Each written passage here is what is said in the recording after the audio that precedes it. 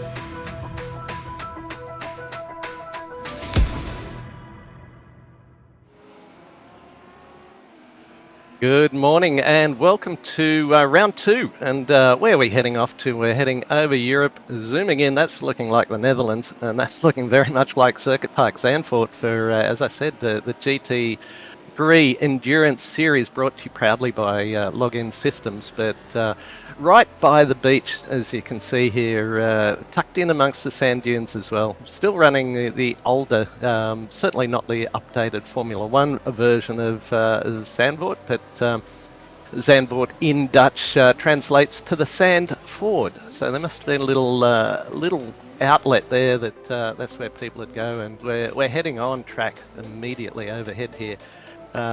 This broadcast being proudly brought to you by Sam Chapman, Grant Gill in commentary to guide you through today's endeavours. And here we are, Circuit Park Zandvoort, looking like March 19th as it is. Track temperature 21 degrees. The configuration is the Grand Prix configuration, and we are at an altitude of all of 7 metres, so no nosebleed territory today. Track length 4.25 kilometres. Ambient temperatures 18 degrees, so still fairly cool in the Netherlands right at this point in time, and it's a little cloudy, so track temperature won't be rising up too soon. But of course, once we get out of this quali session, then we'll have a good look and see what the race server is bringing us. Championship standings after one round. HTS Racing Yellow is leading HTS Racing Blue from 40 points to 35. Tucked right in there, Stonks Racing Incorporated 33 points. Then Vermilion Motorsports, Virtual Motorsport Mentor, HTS Racing Red needs to pick up their game a bit. Alt F4 Racing in 7th, Black Marlin Racing 8, Practics Racing Blue 9, and Spiro the Lambo, there's a name for you, in 10th place. So all these guys have scored points all the way down. Then Kidney Stone Racing, Tractix Green, Real Bad Racing, Side Hustle Racing, HTS Racing Green in 15th place, last team to have scored some points, and then Brum Motorsport as well. The entry list, here we go. Looks like a fairly good lineup today. All those leading HTSs are in amongst it. I can see Spiro, Dean Boss Racing looks like they've tucked in for a race today.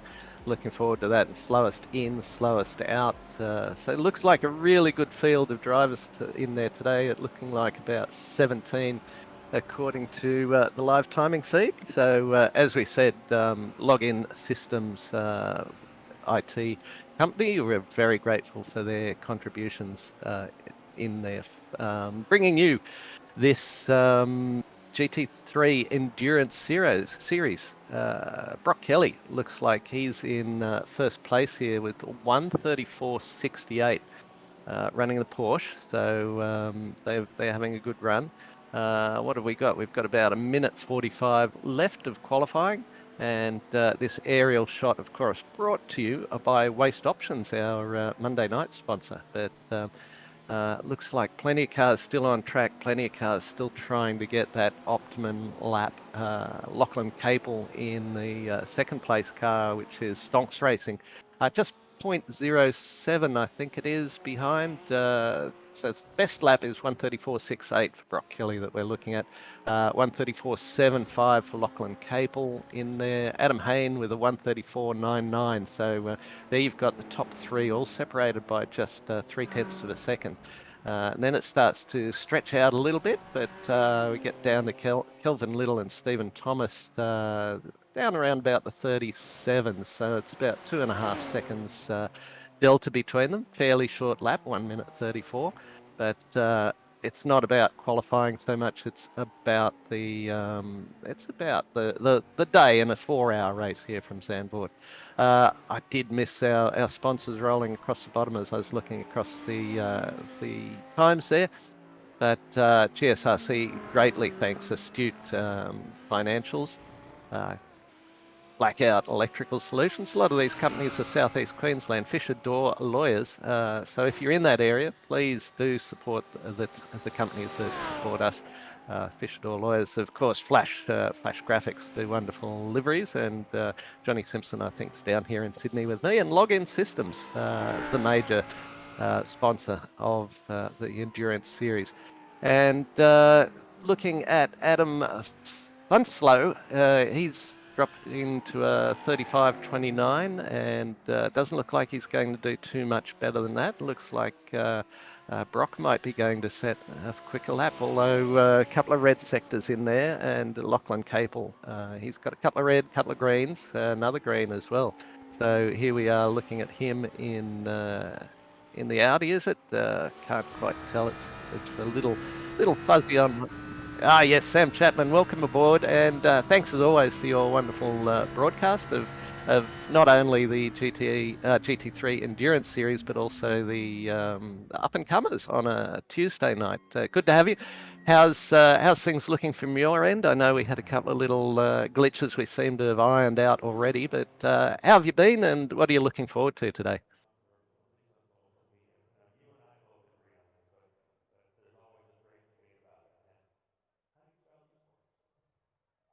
Oh, yeah.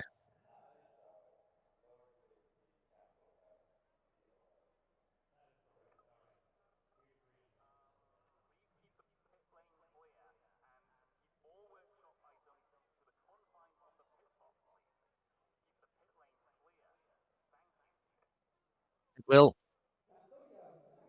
yes, and our plan is to probably cover the first hour and a half, and then we'll pop up the timing and the racing to run whilst we get a little sustenance, and then cover up the either last hour and a half or so. So keep an eye out for us rejoining, but that looks like quali's just about done.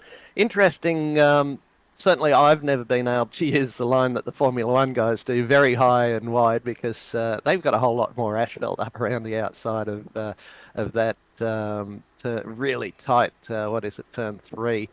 Or it could be 4, depending on how you count the corners, but really tricky. So these cars will be taking slightly different lines from what you see the F1 guys do, right? Fundamentally because there's a whole lot less downforce. And here we go. We've got the grid all sorted for us. So Brock Kelly's taken out pole position with the what is it? Breadline Racing. I like that.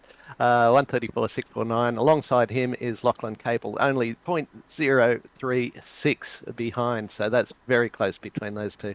Hayne and Funslow, that's HCS Blue and ILEC Motorsport on the second row. Brody Shepherd and Corey Bennett on the third row. That's Spiro the Lambo and Vermilion Motorsports. Row 4 is Brenton Jewell in HTS Red and Thomas Martin in Tractix Racing Blue. Brett Parker and Ashley Collins on row 5, Kidney Stone Brothers Racing and HTS Racing Yellow. Then we've got Aaron Major in Australia-wide Racing Purple, Oz Actamere in Black Marlin Racing on row 6, Clint Collard, all F4 Racing, and in row 7, Simon Francis alongside him, Real Bad Racing. And then Krista Halsey in Tractix Racing Green, Kelvin Little in Side Hustle Racing on row 8. And then we've got, I think there's another couple who aren't showing up there. And there is, but it won't let me flick over the page. No, that's right. But we have our HTS Racing Green That'll and be... also our Login Systems GSRC safety car rounding out the field. So. Excellent. Excellent. So it looks like full lap rollout as we get ready to go. And as Sam mentioned, we do have the live race control and manual race control vehicle. So I already saw in some of the comments that last time out they had the lead car, the safety car had some pretty good lines around COTA. So they'll be looking for a few tips as they head around there. And here we go, rolling out as we get across into race conditions. And this is lap 1, of course, behind the safety car, and we'll be looking forward to seeing how it settles down, as we always hope in the enduros, that we get some nice, sensible driving through the first part and of the race, because a long race, and you don't want to be in any of these big sand traps early on. So Stephen Thomas rounding out the back of the field. Something you often get here at Zandvoort as well is the pace car, the lead car will hold up the cars as long as they can to the start-finishing line as they get started, so that the guys at the back don't get the full length of the straight to get an overlap on them. So a little bit of fun and games, side by side they go.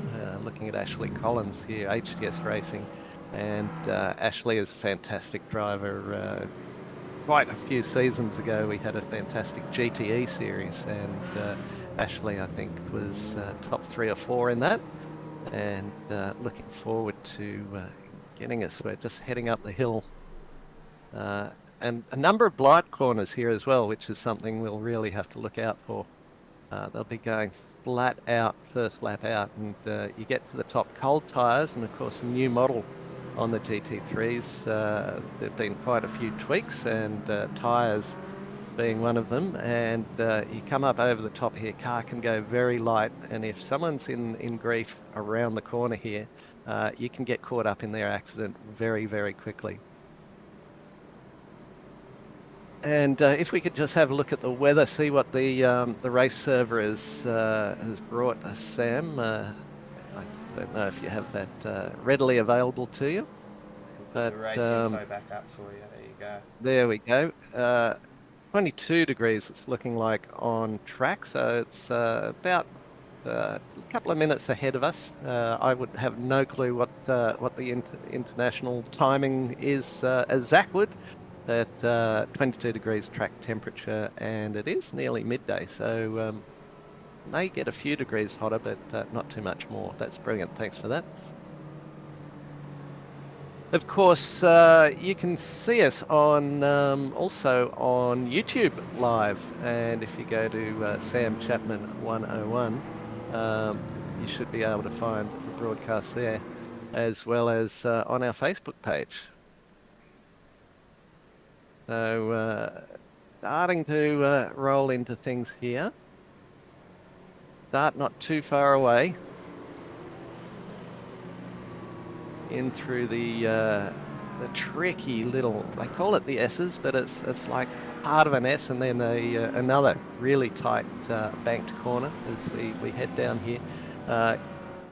Not a bad overtaking spot there, and also down into this one. There's a little lip on the road as you come in here. You drop into this banking, can take a fair bit of the inside of that corner as well.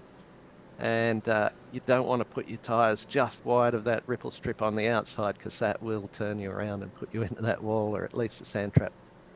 So lead driver just letting a little bit of a gap build up, with the pace car just sneaking off, and we'll see Brock Kelly and Lachlan Capel on that front row. How long will he hold them? How far will he go? And as we thought, he's holding and holding and holding. He'll take this right to the start finishing line, and then put the foot down, or maybe just a little earlier than that. There goes the light, so he's off, and looks like the car running down the inside is that Chris Henn in the purple car. But nice start from Brock Kelly, side by side. We've got two cars. They're all side by side as they come into there and out. All pretty safe so far. Cold tyres, so this is a tricky one. You get in through here, the car's light, it doesn't want to stop. You got to get it braked and turned around in here. And it looks like the guys are all being really sensible about this long day, and we're into probably our third or fourth season of GT, well, certainly endurance racing for the Gentlemen's Sim Racing Club. So you know, you would hope people would learn as they go ahead, and they certainly have to this point in time. So Kelly doing a good job out in front. The gaps are very, very close all the way through, as you would expect, and just being a little bit cautious, a little bit watchful. And there we can see the cars that they're running and the car numbers. A red number alongside them with the interval is less than half a second between the cars. A yellow one is, or amber one, is between half a second and 1 second, and anything that's white is over that. So you can see everyone staying right with one another as they head through here. They'll just want to let it settle in and get their feet, you know, get themselves settled into their sim, and get their head around the conditions. And once the cars settle down and they find out who's got the pace, who's not got the pace, then we might see a little bit more movement. But we will just have to wait and see that who's going to be closing in, who's going to be just a little bit keen to get going, and who's quite happy to sit behind and do a fuel-saving strategy. Tyres now covered by fuel in a pit stop, so these guys change tyres every stint. There's no penalty for doing that, no time penalty, so unless they're just doing a real splash and dash later in the race or mid-race. So they'll all be taking tyres, and with the new tyre model, tyres won't last much more than a stint and a half maybe, so you don't want to get caught out with deteriorating tyres as they go. Everyone's still tucked in within that 1 second of the vehicle in front. Looks like Adam Haynes is Chris Henn in the fifth place. He's dropped place. Brody Shepherd having moved going on him. So we look at the Spiro and Lambo. They made that move.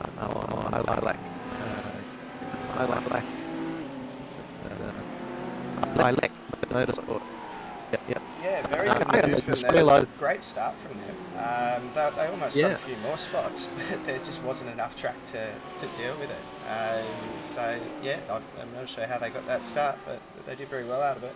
Worth noting as well, the top four are all different cars, so this sort of balance of power for the GT3s does seem to be working well, and led by a Porsche, which probably struggled a bit more at some of the other tracks too, but this sort of tight banked circuit might be a bit different for it. Yeah, well, it's the Porsches have always been really quite manageable with that rear engine, and they have generally pretty good handling. So this track is certainly a track that calls for that. And if we look down the field a little bit further, Brenton Jewell in HTS Red has made up a spot over Vermilion Motorsports, and then Brett Parker, well, let's go for team names. Kidney Stone, HTS Yellow, and Australia Wide Racing have all been beneficiaries of the Tractix Tractix Racing Blue entry, which dropped 3 spots off the start. So Thomas Martin down into 11th. Mark Franklin up 1 in front of Oz Actamere. So that's all their 4 made a spot against Black Marlin Racing. The rest of the races are all in their starting position. Yeah, let's have a quick look at what happened to Thomas Martin there on that start, whether it was just he got swamped or what. As we'll see Spiro the Lambo get an absolutely great start and try and take that inside line. But yeah. All right, yeah, it might have just been a little bit of caution down here that they just took it in a little bit easy, and it's very easy to have a couple turn up outside and inside to figure out what's going on there. But settling in. There's a little bit of a stretch now. Brock Kelly's just stretching the legs out. 142.24 last time round, 143 for Lachlan Capel. So that's out to 9/10 of a second at this point. So Stonks Racing in second place there. And then it's just on a second back to Adam Hayne in the HTS Racing Blue. Just over a second, so he's taken a bit of a moment through there. Brodie Shepherd then, Spiro the Lambo in 4th place. 8/10, 9/10 back. Chris Henn then just dropping back a fraction in the ILEC Motorsport car. We're riding on board with Ashley Collins, and he's right on the tail of the Kidney Stone Brothers racing vehicle, Barker. As we see, is that Brett Barker falling down the table, unfortunately, after that pressure from Ashley Collins. So, change things up a little bit. But there is a bit of a train behind Ashley now, and a bit of room ahead for that Vermilion Motorsports entry of Corey Bennett. Yeah, well, Ash will have been just held up a little bit, I think, in there with... And so that's let these other guys really tuck onto his tail. Stretching that back out a little bit now, so out to 8/9 for Aaron Major, just tucked in behind. And would you be able to find us a replay of that moment? Where, let's do it. So you can see Ash just tucked in behind, pressuring him in. Oh yeah, that's just a bit out of sorts. Yeah, and couldn't quite catch it, unfortunately. So it's done the right thing, stayed off until everyone's gone past. Touch wood. Yes, he has.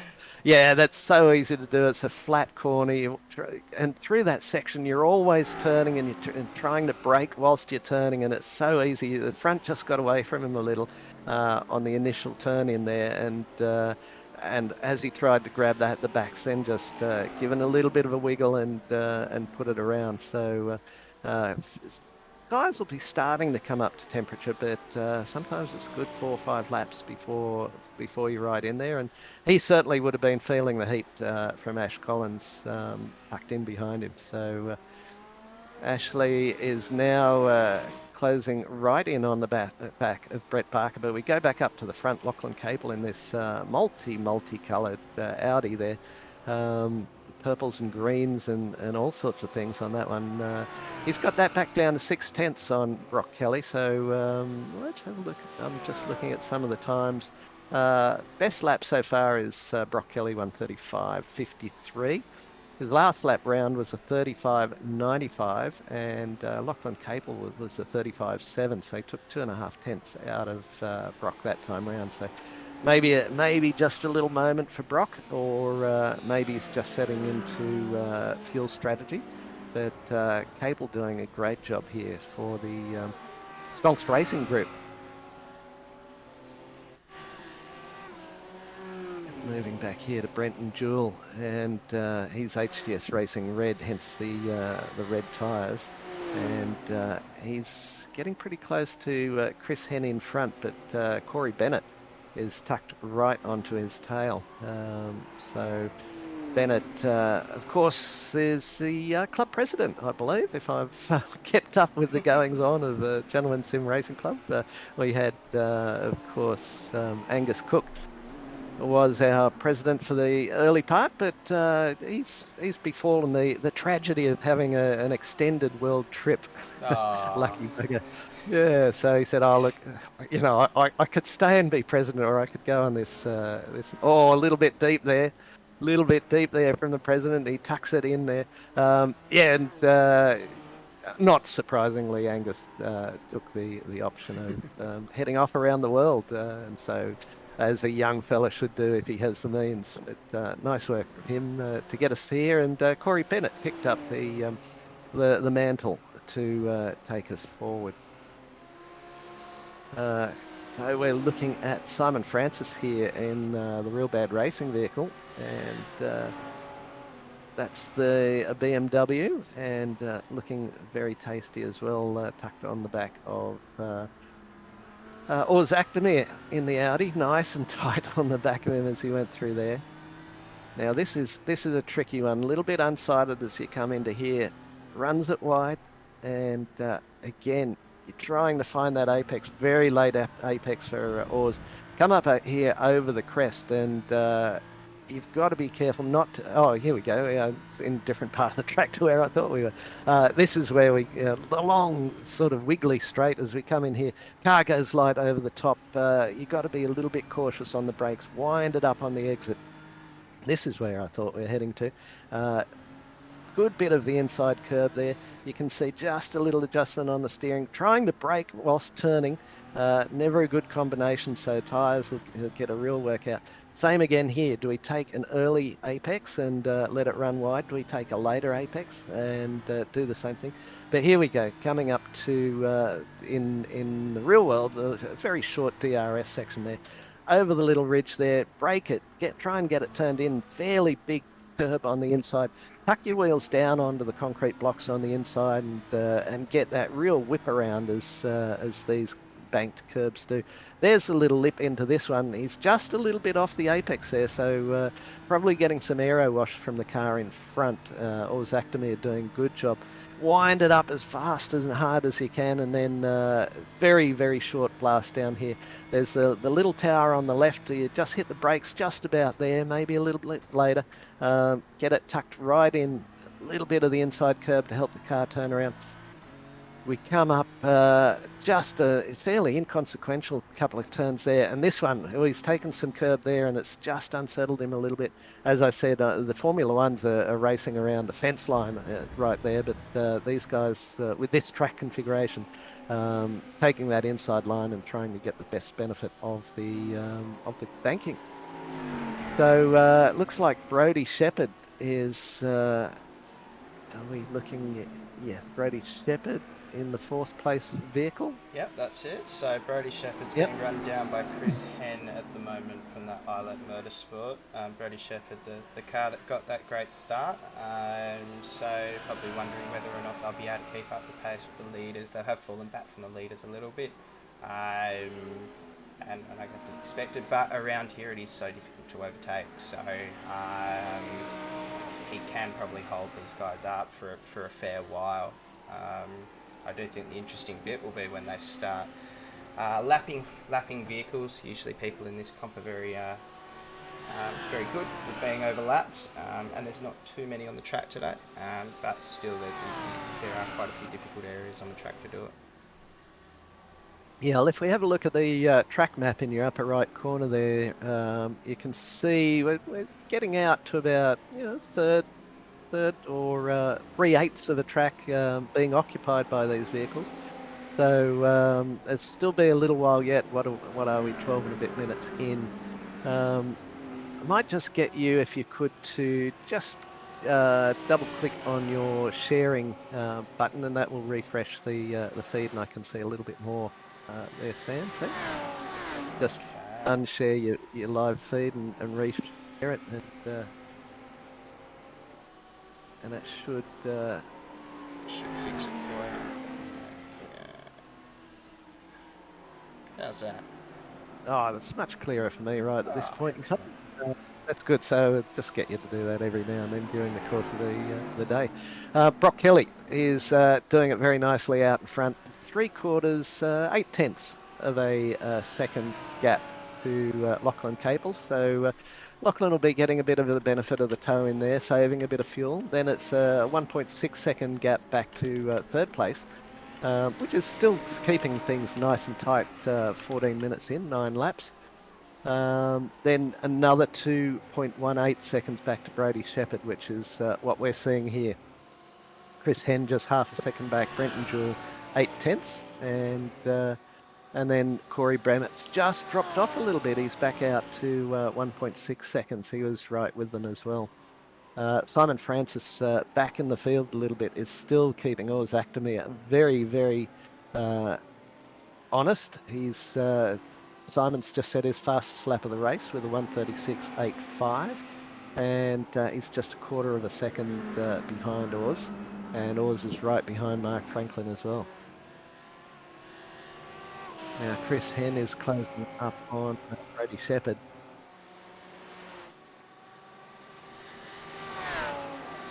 And this will be a really hard day's racing for these guys to be flat out for. Probably, I think I'll probably get 45 minutes to an hour racing out of it to a tank, I would think. Maybe a little less, maybe a little more. But it is relentless. There's no place to breathe. The main straight's just a short one, and then you've got the wiggly second part to that. But not much time to rest at all.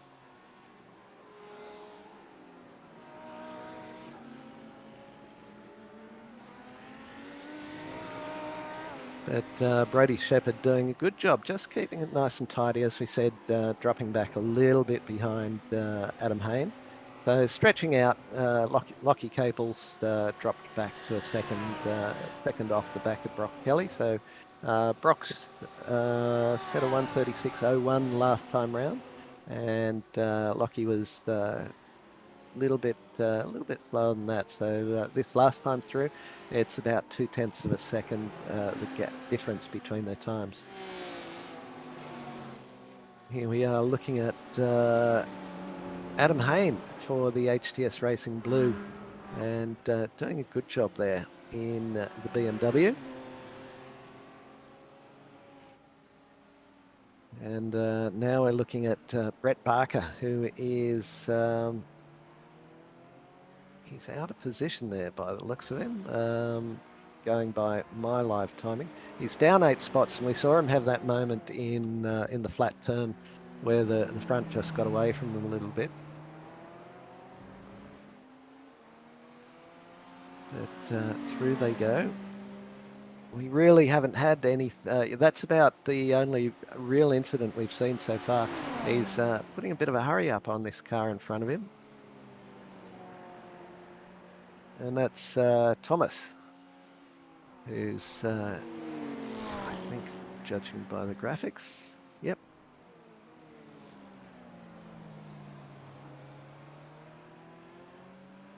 Oh, side by side they go. He wants to get by him.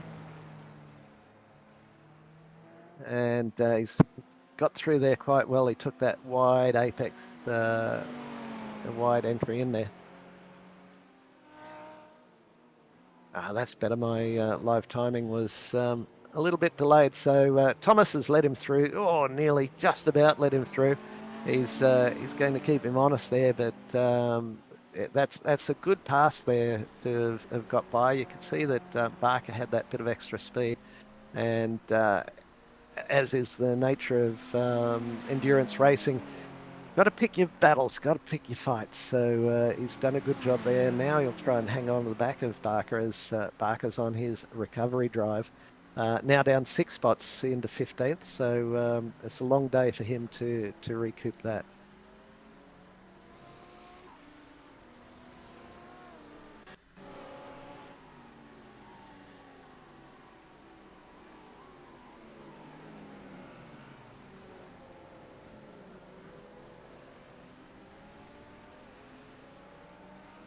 So Mark Franklin, he's had a moment there and not enjoyed the fruits of that. But that'll give him a bit of grief. We're back back on board with Brett Barker. Now we're looking at Aaron Major. So Aaron Major and Thomas Martin. Thomas in the Tractix Racing blue vehicle. There's contact there, rear end contact. Seemed to keep Oh, it in, yeah. but it's put Thomas Martin right on the back foot now. It has, yes.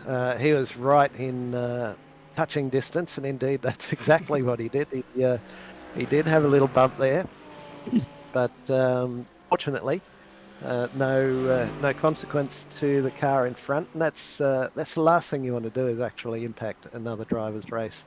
So we'll keep an eye on these two. Aaron Major is having about a 1.2 second lead over Thomas Martin. Thomas trying to recover those spots that he lost early on as well. So we'll keep an eye on those two. And that gap is about that 1.3. Looking at fifth place car here, Chris Henn and Brady Shepherd just in front, and Corey Bennett. Brenton Jewell just behind. So Brenton is another one of these really solid drivers, and they'll just run in concert here for a little while and see who's strong where, and save a bit of fuel, and run around as they go to try and pick their points and just keep their head on the racing, so that they don't make a silly little error. And it's so easy just to tuck a tyre outside the track limits, and that's about as wide as you want to go through there. And just to drop a wheel off into the grass. Who's that? Just having a moment. That was Lachlan Capel, was it? Dropping back through the field. No, it's showing him as off track, but yes, he's dropped back into third now. So Adam Haynes moved up. In fact, he's in sixth place. Let's have a look, see what happened here. Just got it in low. He's going to take that just a little bit too wide, a little bit too long. Stay off the wall. Oh, he's done a wonderful job of that. Big drift as he goes through. Hung on to it. Slow down as he goes through. That's tricky for those cars coming by, because normally they'd be wanting to be right out on that outside ripple strip. And looks like Real Bad Racing's had a moment as well. They're showing a lap down now. So I didn't see them come into the pits, but Simon Thomas as something has befallen him. Yeah, Simon Francis, he did come into the pits, I believe, for a while. Okay. Or, yeah, for quite a long time. Looks like for a minute or so. So, something fairly serious must have happened there. I'll see if I can find it. Okay. But we can see Thomas Martin's made that crown back up onto the back of Aaron Major. Martin in the blue. Is it a Ferrari that he's driving, or is it a Lambo? For who was that? Tom Martin in. For Tom Martin, it's in the Lambo. Yeah, we've actually only got one Ferrari out there today for Brett Barker. Okay, that's good. So so what is it? 3 Audis, 4 Lambos, four BMWs, 1 Porsche, 1 Ferrari. No Merc. And 1 Merc. Oh, and 1 Merc for Australia-wide racing. There in ninth in the Merc for Australia-wide racing. Because it wasn't so long ago that the Merc was the absolute flavour of the month. Everyone, it was the Mercedes Cup, really. But that balance of power seems to have worked really quite nicely.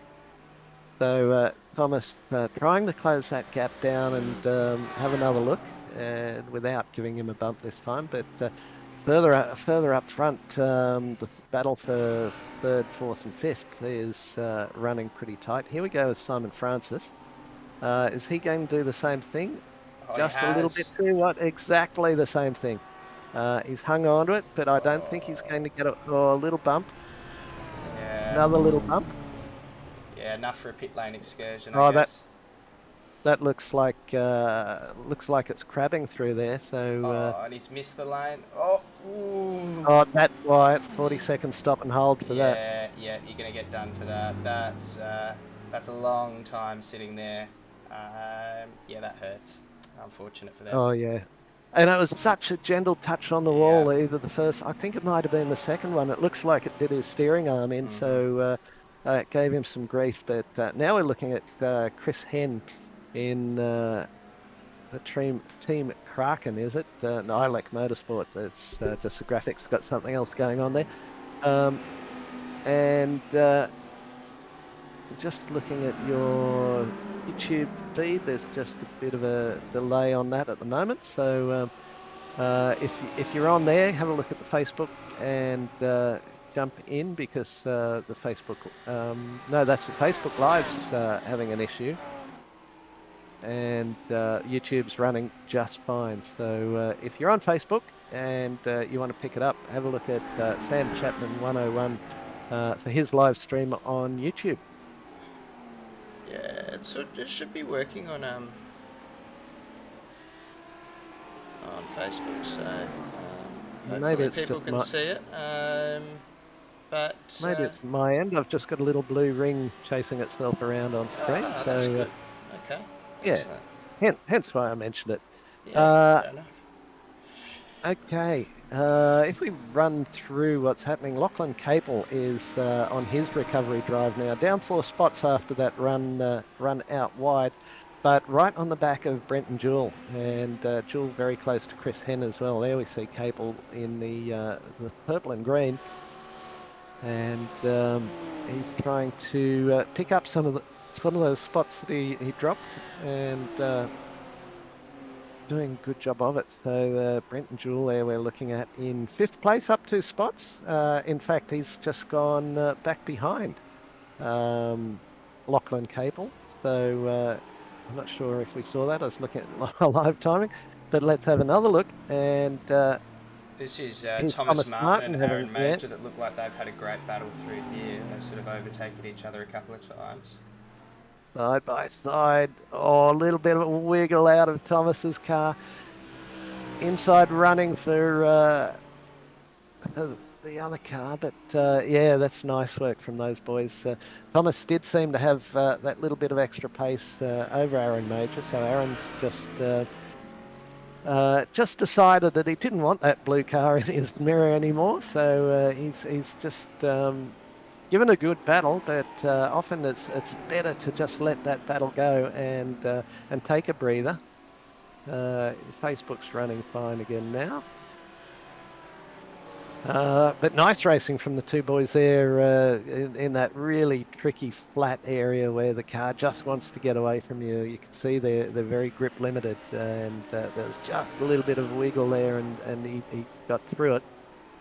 But if we have a look through the course of the running at the moment, we've got Brock Kelly. He's stretched out that lead over Adam Hayne out to 6.2 seconds. That's a really good gap. And then another 3.6 seconds back to Brodie Shepherd. And then we've got, which we're looking at the moment, then we've got Chris Henn. He's been doing a good job, just tucked in under the rear wing of Shepherd for quite some time. Chris is in 4th spot, started in 4th, remains in 4th. And Lachlan Capel is starting to work into this pack. He's down 3 spots, so just about 7/10 back on Chris Henn. Then Brenton Jewell is the car behind him in 6th place. And then Corey Bennett, excuse me, just back from that in 7th. Then Ashley Collins 8, Thomas Martin 9, Aaron Major 10, Ors Actamere 11, Krista Halzoy, I'll get it right. Sorry, Krista. I'll just move on from that one. I think I've butchered it three or 4 different ways there. Mark Franklin. Right. You get what yeah. Don't worry. He knows who he is. Excuse me. Reece Dickinson, 14. Brett Parker, 15. Still trying to make up that ground. 5 seconds back from Reece.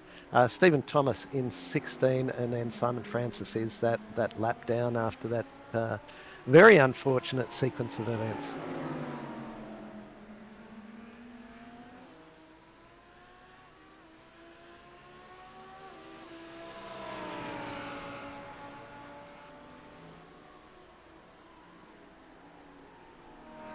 So lap 19, we're about 20, 29, nearly coming up to 30-minute mark.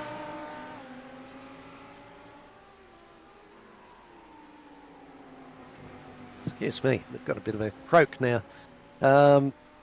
Yeah, so just coming up to that half-hour mark. It is sort of spreading out a bit here. There's a couple of battles on track, but I think with that lack of being able to overtake, they are sort of spreading out a little bit. We haven't seen our first pit stops yet. They will start very soon, I would imagine, probably in the next 5-10 minutes. Yeah. Or maybe a little bit longer than that. Usually, I think they can get close to an hour, and maybe around here, it's probably not a completely full throttle circuit. So, and maybe they'll be able to stretch it a little bit more. But there'll certainly be some try to work out what pit strategy they're going to end up going for here. Yeah, absolutely, and that's on a track like this. That's it's either an error that will gain you or lose you places, or it's a cunning pit stop strategy where fuel saving might come into it, a little bit less time spent in the pits. But good battle here. This is I think Brody in the front of these guys. No, it's yes, and then Chris Hen, then Lachlan Capel and Brenton Jewell. Just tucked in there as well. So yeah, they'll have the other teammates will be in the background looking at fuel consumption. They'll be looking at other cars on the track. They'll be trying to work out that strategy that might get them an undercut or an overcut, and see where they can make a place. But this is looking very tasty now, Chris Hen, and doing a good job at Cable, right with him as well now. This is going to be a spicy little couple of laps for these boys. I think they'll want to keep those gaps, as we're saying with pit stop strategy. They'll want to keep the gaps as close as possible to give their strategies the best chance of making up that 3 or 4 tenths just to find that spot in front. But it's a bit of a two-edged sword running in close company like this. There will be some aero wash. There'll be a little bit of extra wear on the tyres as they scrub through. But it can also keep you sharp, or you can get a bit distracted by not being able to find your brake markers exactly where you want because the car in front's covering them up for you. But they'll certainly be having a lot of fun.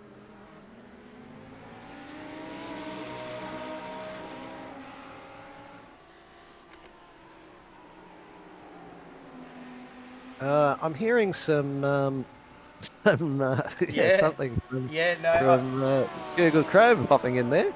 Yeah, no, I think what's I'm trying to go get some of the other people's streams onto this. Right. And I think what that was the advertisement on Twitch. Ah, yes. Because I was trying to use the browser directly. Clearly, we don't use the browser directly because I can't block the sound on it. Okay, we'll get there. I'll try and showcase some in a bit, but I'll need to do some testing first, by the way. Yeah, well, you'll have a bit of time over lunch, but Brody Shepherd really hanging on to it now. Chris Hens found the setups come to him as the fuel load's lightened off a bit. Maybe the car in front's just starting to wear a little bit more. Maybe the little bit of distraction around them in the real world. Maybe just struggling a little bit. But Hen has to be on it because Capel's right with him, and it's as they often say, it's a bit like the Formula 2 or Formula 3. It's overtake or be overtaken at this point for Hen. So he's going to keep putting the pressure on, try and just elicit a small error from Shepherd if he can, whilst not doing it himself. And Cable's going to do exactly the same thing to Hen. So Hen's head's going to be on a swivel, looking forward, looking back. Hopefully he's got a good spotter working with him, and he's just lost that little bit. Cable right with him. With a good spotter they can say, no, I'll keep an eye on the guy behind you, just concentrate on the bloke in front. And I don't think you'll find Cable having a really terrible lunge, but of course everyone who's ever watched a GSRC race will know my. Oh, around he goes. Goes Lachlan Capel. I was going to say my impeccable way of bringing the commentator's curse onto the car. Yeah, we don't think Capel you'll do comes in anything here. silly. What's happened here? Just come in a bit narrow. Yeah, a bit hot. The Carried a rears bit. gave way. Yeah. Yeah, he just took a slightly narrower entry there, and the tyres probably are starting to wear a bit, and uh, poor old Lachlan now has to recoup that. This is Reese Dixon. Oh yeah, that's where the car starts to go like, please hold, pull it up, don't hit the. Oh, he's hit the wall, and we've seen the BMW is a little fragile through there, and that does look like, yeah, it looks like he's maybe got a little bit of a problem with that steering. And this is Back Live with Chris Henn. Yes, well, Lachlan Capel after that has dropped that down to 8th. So that's a very damaging mistake for them. Whether or not maybe they try a different pit strategy now, because once again we've seen how difficult it is to overtake around here. Yeah, we know they're quick, but a couple of pretty serious errors there, unfortunately, for those guys. Yeah, looking at Mark Franklin now in 13th spot, starting in 13th, and let's see if I can do this better. Oh, And we've got, sorry, Mark. Sorry, Mark. Mark. Krista Holzoy was right on his nose, and again, it gets really tricky when you're tucked right up behind another vehicle because the braking markers disappear. Your car starts to handle just a little bit differently, and now we've got Mark Franklin with Brett Barker right on his tail, I think. But this is Krista Holzoy. Tractix Racing Green, and moving up the field a little bit, we've got Corey Bennett that we're looking at now, and he is in 6th place, started in 6th, and doing a good job there. Just 6/10, 7/10 back from Brenton Jewell, and Ashley Collins, who's up 3 spots, is about a second back from them. So this is another little tight group. So yeah, just a couple of Thomas Martin's showing me as a quick off track there. So the cars are starting to just misbehave a little bit by the looks of it. Come in around there, tried to get the nose in, braking, turning, braking, broken. Around he goes. So Thomas Martin, he's fortunate. He's just lost the 1 spot, maybe 8 or 10 seconds, but the car's starting to get a little bit loose. So fuel's coming out, tyres are getting worn. We're out at about 37, 38 minutes now, and really starting to be a bit of a handful for some of these boys. Yeah, it sure is. It is a handful of a track, and I think you put a lot of energy into those tyres as well. So if you're not careful with them, they will start to go on you. And as we know with these GT3s, and sometimes the track control can hurt rather than hinder when you're going around and you can't get on the power to try and bring it back. So we just see a few of those sort of rears going on you, and it looks a bit helpless. Yeah, the outside tyres, the left tyres, other ones really scream. You can see you've got the big long corner on the main straight, and then the tight head at the end. You've got that next head, which is a little lefty, and then all the way through here, it's out on that outside left tyres again. Lachlan Capel has had another accident, unfortunately. It's not his day. Oh, that back of that car's just letting go on him, I and think he's just cooked those tyres as well now. So probably time for the pits for him, and put some new tyres on and refresh. yeah, and of course there's no. I'm not sure what internal controls. You've got a little bit of front sway bars. You can probably that you can adjust while driving, but and brake bias. But the trouble with endurance racing is you have to arrive at a bit of a compromise of a setup for each of your drivers. It's very possible that none of those drivers will be completely happy with the way the car's set up. But yeah, I think you hit the nail on the head there with a couple of little stresses on those back tyres. They're absolutely screaming blue murder, and they've had enough. Nice grouping here. We're looking at Corey Bennett right with Ashley Collins right on his hammer, and he's there with Brenton Jewell as well. So this is a nice little battle.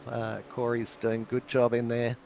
6th place where he started, but he's going to want to try putting a bit of pressure on. We'll see how these cars will respond. So it's a BMW sandwich in all honesty, that group of 3, and now we're looking at the 13th vehicle of Kidney Stone Brothers, Mark Franklin, and Lachlan Capel has come into the pits, so that's enough for him.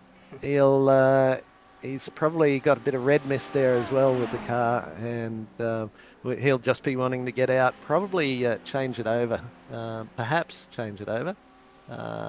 Sebastian Flox now jumped into that, and I'm going to have to be careful with Sebastian's name as well. So he's going to make like a seagull and get the flock out of there. But nice work. That's the last time I'll say that, Sebastian. My apologies. Stonks Racing. The boys are down 15th spot, down 13, now down 14. And really quick team, Stonks Racing as well. We saw them last year. That the only team really that ran the Ford, which came into its own in sort of the final race there at Le Mans. I think it was second in the end in that mighty Ford. But yeah, running the Audi this year, clearly trying to give championship a run, but pretty difficult first stint for them. Yes, indeed. We're looking at the moment at Brett Barker and Mark Franklin. Barker within that half a second, so he'll be getting a bit of assistance on the fuel save through there. Of course, I think in the last update, which was very recently, I believe. I've been a little bit out of touch with iRacing recently, so please forgive me if I'm completely wrong. But they've taken away the clutching as a massive way of saving fuel. The engine stays engaged, so that was Matty Dench all over. He'd be on the clutch halfway down the straight and save a massive amount of fuel. So boys will have to try and find a new way to save some fuel. You can see a couple of runs through the sand there, the old witness marks. But we are looking at Brodie Shepherd, who's got Chris Henn right with him. I thought he was coming into the pits there, but he's certainly covering that inside line. He's let him through.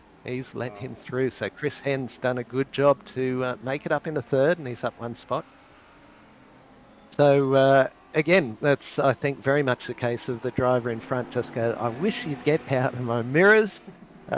Just taking too much of his concentration, so he's just thought, you know what, I'll let you through, and I'll give you a bit of grief and hang on to you, maybe save a little bit of fuel because I've dragged you around this track for long enough.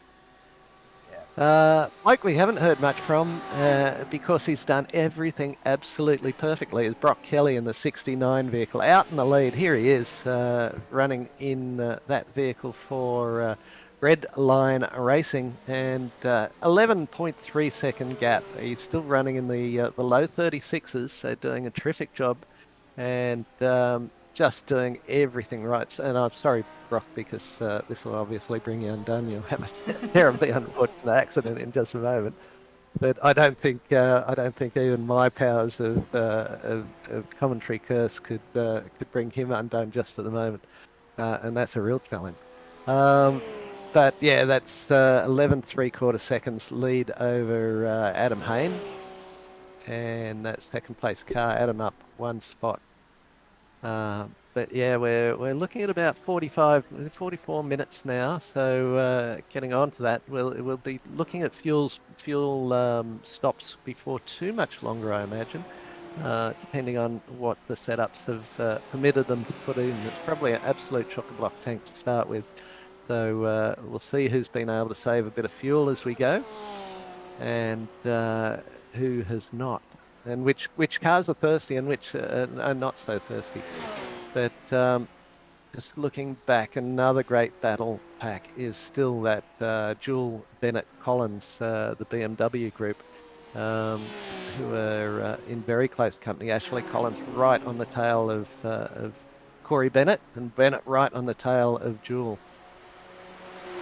These guys just running in concert and doing a great job of it. So it's HTS Racing Red with Million Motorsports in the middle, and Ash Collins for HTS Racing Yellow. So he's in an HTS sandwich as Corey Bennett, and looks like he's got a little bit of pace over Jewel in front, and Collins is just happy to sit there for the moment. But on board with Collins, as we see, looks like one car in front. They're that close together, up and over this this little blind corner. Don't take too much of that inside curb into the second part of that S, as they like to call it. Don't go too wide there either. And really starting to close in. So it's a half a second and a half a second between these three cars. Round onto the main straight. That mirror's in a really bad spot. So he goes around nice and wide, lets it run. Let's see if anyone wants to start thinking about showing the nose, maybe just giving them a bit of a hurry up, or are they happy to work together and maybe try and dial in a Brody Shepherd? But that's 3.8 seconds up the road to Shepherd, so we'll keep an eye on that gap. And these guys will be on absolutely concentrating right on the razor's edge, making sure they hit all their marks. It looks like Bennett was just a little bit wide through there. He does seem to be pushing hard, but I've seen him sort of be a little bit squirrely and putting his nose in a bit. So hopefully it'll stay together, but I think he really wants to get ahead here. Yeah, as we said, with pit stops probably not too far away, they'll be wanting to make sure they're as close as possible. I'm seeing Stephen Thomas as being off track as well. He's dropped a spot between Mr. Flock and still having some problems. But yeah, it looks like, let's have a look. Stephen Thomas here. Bit too much Too much of that curb, inside and then, curb. yeah. Yep, that'll do it. And yeah, he's continuing to have a bit of grief through there. A quick flash of who was it? It was one of the other drivers that we've talked about a lot. I can't see him in the list here. That's because it's Sebastian Flock and not the chap who was in for the first stint. So Kelly's got it out to a 12-second gap now to Adam Hayne. 3.7 seconds back to Chris Henn, and Brady Shepherd really keeping close company with Henn. And then this battle is just 4 seconds back down the road. So they're not being able to make much ground on Shepherd at this point in time. It's just starting to sneak down a little. In fact, as I speak, it's down to 3.5 seconds that they are chewing some time out of him. But the boys will be in Bennett's ear saying, mate, just keep it tidy, keep it tidy. We're fine coming in behind him into the pit stops. We'll go a lap longer. You've been saving fuel. Or they could be those really mischievous fellas saying, come on, you can get him, get by him. But that's the beauty of team racing and having some other drivers in your ear, giving you some encouragement or some grief or whatever the case may be. Oh, a little wiggle out of Collins there as well. The back just getting a bit loose on him. And we were talking about setups before. Some of these cars will be good on a full tank, and some cars will come to you during the course of the stint, and that's where you'll see some differences in between the cars. Collins really giving Bennett some grief here. Bennett's just a little bit of a yo-yo between these two. He'll catch up a bit and then he'll drop a little bit of time. So really interesting racing for these boys.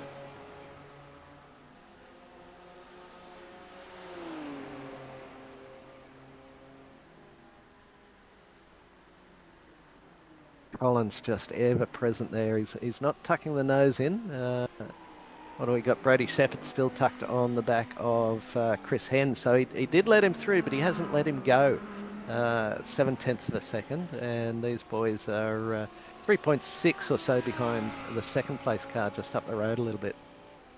Starting to look like the track's filling up. There's plenty of gaps between them, but a couple of lapped cars. Thomas has lapped after that stop before his unfortunate incident. He hasn't pit stopped yet. Simon Francis is a lap down as well, but we'll see how they go. Getting by the lap traffic, they should all be pretty good, I think. I think so. I mean, look at that Porsche up front. Significantly faster than anyone else on the track. Last lap was, what, 6/10 faster than the car behind in Adam Hayne. Best lap is 2.5 tenths. 2.5 tenths better and 13 seconds out in front. So the Porsche looking like the absolute car to be, and Brock Kelly doing an excellent job driving it so far. So I'm not sure that he might just go off into the distance.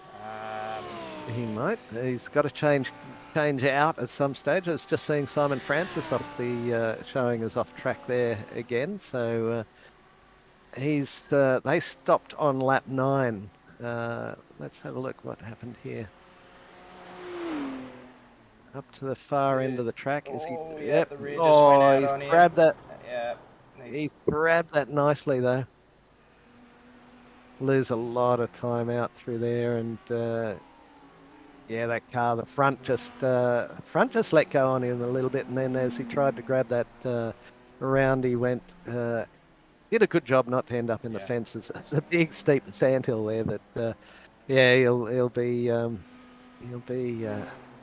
not too happy with that. Back live and charging along as we head through. This trio I think just prepared to sit and watch a little bit for the time being, and they'll be looking to work out who's going to pit stop first and who can take advantage of that. Running in 5th, 6th and 7th is Jewel, Bennett and Collins. Big gap back to Aaron Major then of 15 a bit seconds, and Jewel is eating into that lead of Brodie Shepherd. Brodie's actually dropped back 1.8 seconds off Chris Henn.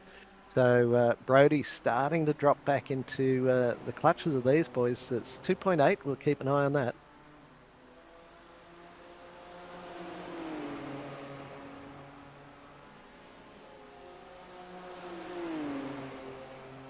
Yeah, so if we have a look at that last time from as well, sorry mate, they are starting. Yeah, it's Collins showed the nose down the inside, and Corey said, "No, you don't." So yeah, they are starting to get a bit toey. Just trying to work that error out of the car in front if they can. Just be a bit distracting, be a bit cantankerous, and try and force them to do something they're not particularly keen to do. Sorry, you were going to say. I was just going to say that Brodie Shepherd is falling back on those timesheets, but I am looking forward to the pit sequence for these three, because it's going to be very tight, and be interesting to see if there's any of them that have saved a little bit of fuel, can subsequently get a bit more out of it, or whether some have gone, oh no, we've got to do 7 stops instead of 6, and I'm going to fuel it a bit less and hold position rather than fueling up and having to sit behind someone. As well, we've got a crash from Mark Franklin too, so I'll just see what's happened here. Unfortunate for him. Oh, it's just that grass again. Yeah. So careful around here. It's pretty unforgiving if you put a wheel into that grass, because there's always a corner coming up after it. Well, he's on the brakes there as well, and as soon as he hits the outside lets go, and the inside continues to brake, and it'll just pull you around like that. Yeah. These guys still 1/3 of a second apart, and see if they want to have another look through here. But yeah, like you say, with the pit stops as well, even if they haven't saved fuel, they might look to just maybe put a litre or 2 less than they were planning on. But it's a long day, so what's happening right now isn't necessarily critical to the outcome of your day, but certainly just keeping it on the thin black strip or grey strip around here is the most important thing you can possibly do. Oh, he's got a good line through there. His lapped cars, so Brock Kelly getting by. Nicely done, and that looks like Yes. Sebastian Bock just in front as well. Yeah, so from that Stomps Racing, so he's just out in front there. He's got to let the leader through in a tick. But we know that he's got pace, so how long he takes to actually let Brock Kelly through, I think would be interesting. Nope, he's done it on that straight. It's a good place to do it. Probably just about the only place to do it, really. So good move, and then he'll probably try and sit behind for a while. Hopefully be able to just sort of keep up with Brock and slipstream a little bit, maybe save a bit of fuel, get into a bit of a pattern.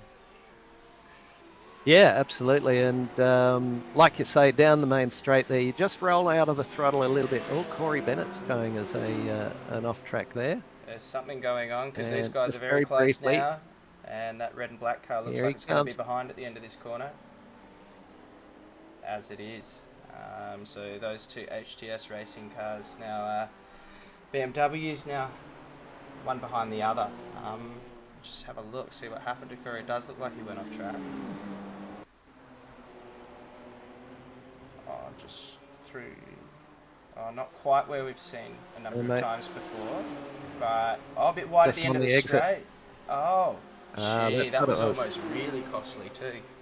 He held on it was because you're absolutely full beans at that stage, and you get out wide there again. The outside spins up, the inside maintains its grip, and Bennett will be looking for a change of underwear, I think, after that one. He's just got to settle back in. And what are we looking at? We're at time-wise nearly 53 minutes or so. So they're getting plenty out of it. Maybe they're looking towards that hour-long stint. Yeah, I think hour long was about where we were at last race. It's probably slightly less fuel intensive circuit given the number of corners. So maybe they get a little bit more out of it. But that's sort of where we're at. I would say it's probably comfortably just the 3 fuel stops then, and sort of one for each hour. And they'll be a bit more comfortable if they can stretch it over the hour a little bit. Yeah. So we'll see how that works out. But Bennett, he won't lose a lot out of that. As long as his tyres are hanging in there. He didn't really head sideways across the track or have them locked up. So he probably didn't get too much damage through the vehicle. Just the confidence will be a little bit lower there. But he'll tuck in there. What have we got here? Simon Francis with Kelvin Little. I saw Kelvin, I think, just pit stopped a moment ago. Yeah, so both these guys have been lapped, but they've got a good little race going. Oh, as we curse them. Kelvin Little goes around there by the looks, unfortunately. Looks to bring it back on the track without too much damage or anything, but unfortunate for him within that battle as the leader comes up behind him. So he stays out of the way well, but yeah, unfortunate there. Yep. Yeah, and of course, I'd be really, really surprised if anyone was actually listening to us with the broadcast. It is completely by chance that when we cut to them, they go off. But the reason we've often cut to them is because they're in a close battle with some other vehicles. As we see Hayne go into the pits as well. So he's the first of that real leader sort of pack to take the pits. Now, obviously, he's a long way off Brock Kelly, so whether Brock is fairly comfortable where he's at and sort of takes it a little bit longer or not, we'll see. Not sure how long this pit stop will be. I do think tyres add a little bit of time still, from my understanding. I'm not sure. I don't think it's complete no time, but I haven't been doing much GT3s this season, so unfortunately can't give all of the intel. So Adams stayed in the car by the looks of it. Timothy Russell that's 18. Got. Tim Russell just popped in, yeah. So we've got a driver change. not sure how many Yeah, drivers HTS have for this team in particular, but or Zach Demir, the other car in the pits there. So that's about a 29-second, well, what's it say, 41 seconds. yeah.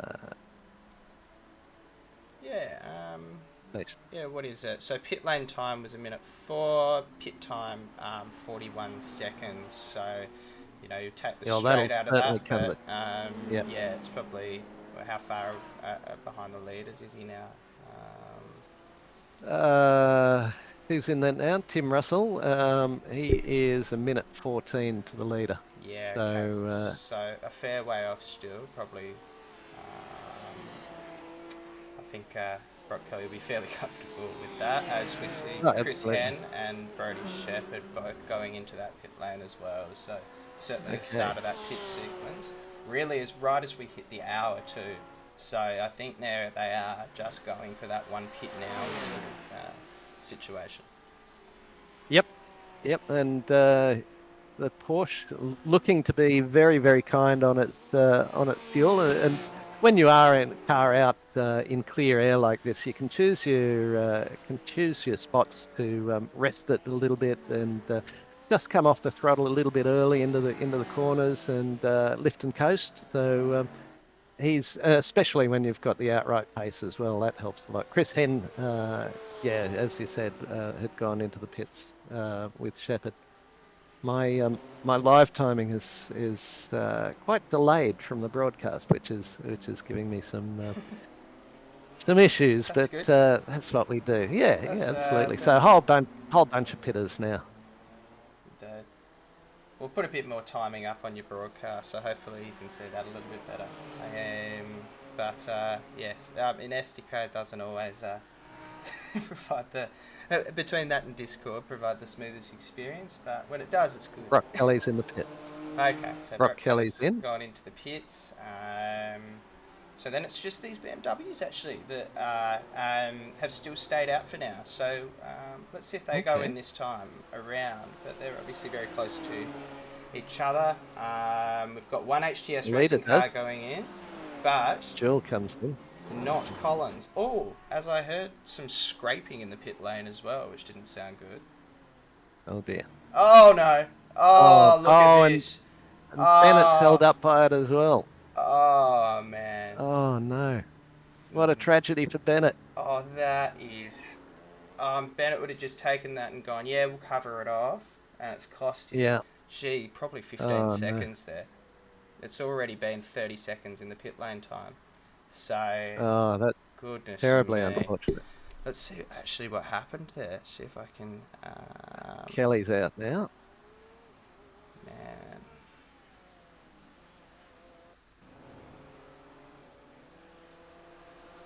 So he's probably just come in hot, locked it up. Yeah, it's coming very hot. He's gone in. Oh no, Bennett's come in absolutely steaming, and looks like with way too much pace actually. So really, I don't think he was. That's on Corey, unfortunately, there by the looks. As Brenton was just trying to slow down for the yellow cone, so he didn't get 40-second extra in the stop. Oh, that's tragic. Oh, and hopefully he doesn't. Hopefully he doesn't now because he was pushed over. Oh no, wouldn't that would sting, wouldn't it? It would. And I reckon he has. Because Corey Bennett is out of the pits. And Brenton Jewell in that HTS racing car is still sitting there. Oh. So I think he has a pit lane penalty for speeding in pits after being pushed over that. Oh, that's tragic. Oh, can we have a look at Corey's entry to the pits there from on board? I reckon we do it on board. Yeah, I agree. Let's see what we can do. We thought it was Corey who was getting caught up in someone else's incident, but all right. Let's see. Corey Penn entered pit lane. Let's see what we get. Yeah, so he's a long way back here. So there's not really any reason why he had to hit Brenton unless... Oh, he's nabbed the fence on the inside. And that's thrown him off as well. He had a bit too much pace anyway, but he's nabbed that fence on the inside. And then he just gets to sit there and watch the seconds fall away Oh, as he does a 4 million point turn to get out of it, and then get a 40-second penalty for being sped through by the BMW behind him. oh Just, dear. oh, just no, no, Tragedy, no. tragedy. If any of the teams want to pop in and once the mist has cleared a little bit and have a chat. Oh, look how close this is. Who are we This looking is at? a Daniel Shilcock. yeah, Daniel Shilcott, Tractix Racing Blue, and I think that's the single Merc there we have. Which Nick is Cornice. Yeah. yeah, in the Australian-wide Racing Purple. So very close there for a second. We have also Hayne and Brody Tressida, Inspire the Yeah. Lambo. They're having a bit of a battle there. Um, So Brett Parker now yeah, in the second place vehicle. He's He's yet to pit. hasn't. Yeah, Kidney Stone Brothers. We've got in the Breadline Racing, we have John Jennings having taken over from Brock Kelly, but yet to pit for this That's vehicle. pretty impressive fuel run, isn't it? That given all these I'll guys say. are pitted, what, at least a lap ago now. So see if he comes around this lap. But maybe there is a bit of strategy in this. Yeah, there you go. Here he So comes. he's going to pit this lap. And that's the sole Ferrari, if I'm not mistaken. It is the Sol Ferrari.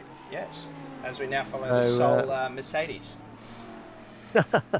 the Ferrari perhaps rather kind on its fuel. So that's an interesting one to see that work out. So now it's Jennings from Russell, Adam Funslow in third, Todd Hayne up 6 spots in fourth spot. So and the last to have pitted as well prior to this chap, John Baldwin jumping into that car.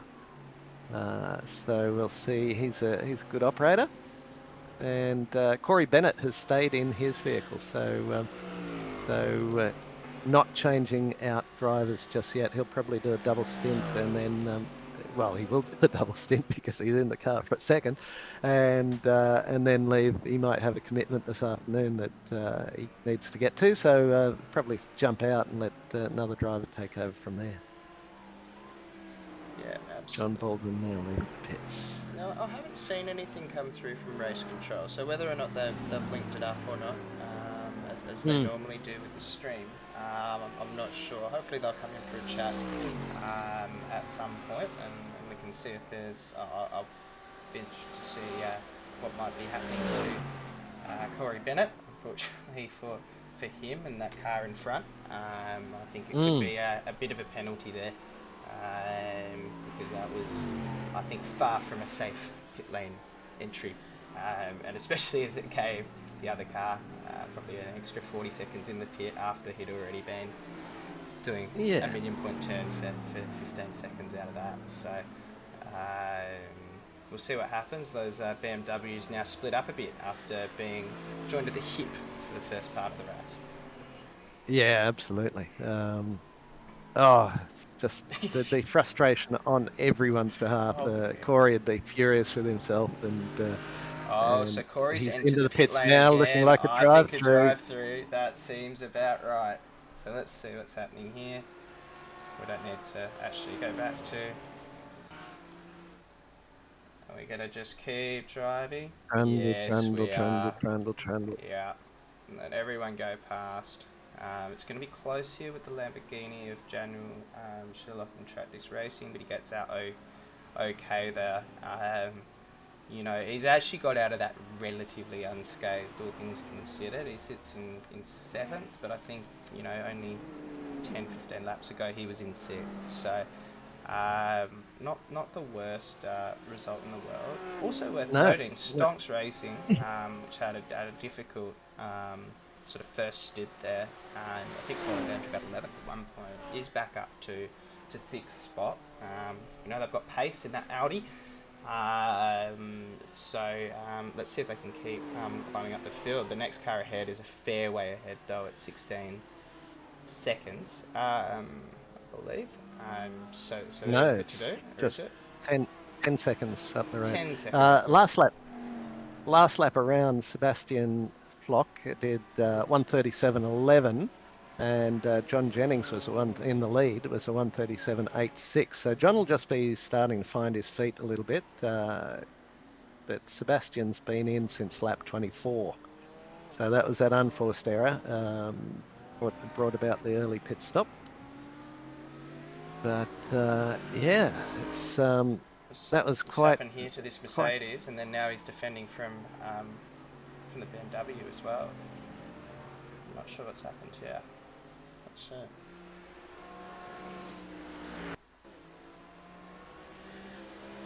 Afternoon, guys. Mr. Johnson, how are you? Oh, I'm good. I've just finished hammering the back of our car back together, and yeah, everything else is pretty good.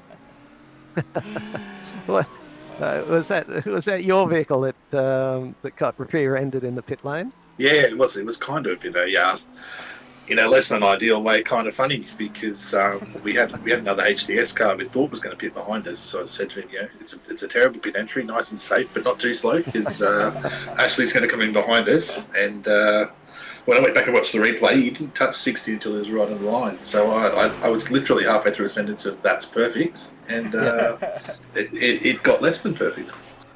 Was there a stop and hold for it as well? Was he actually Yeah, did he come across the line speeding because yeah, he's we got on pushed. a We helping got hand? pushed across the line at high speed. So yeah, it was a 15 seconds as well. Oh, So only 15. Okay. one of those Uh, ones where you go in an ideal world you clear the iRacing penalty, but we know as as an admin group, once you open that wormhole, you get in all sorts of conversations. So we take the medicine there and move on. Absolutely, and Corey Bennett, of all people, to be the president, he must have just had a brain snap and thought the cones Well, were further down the track or something. here's an extra piece of amusement for you.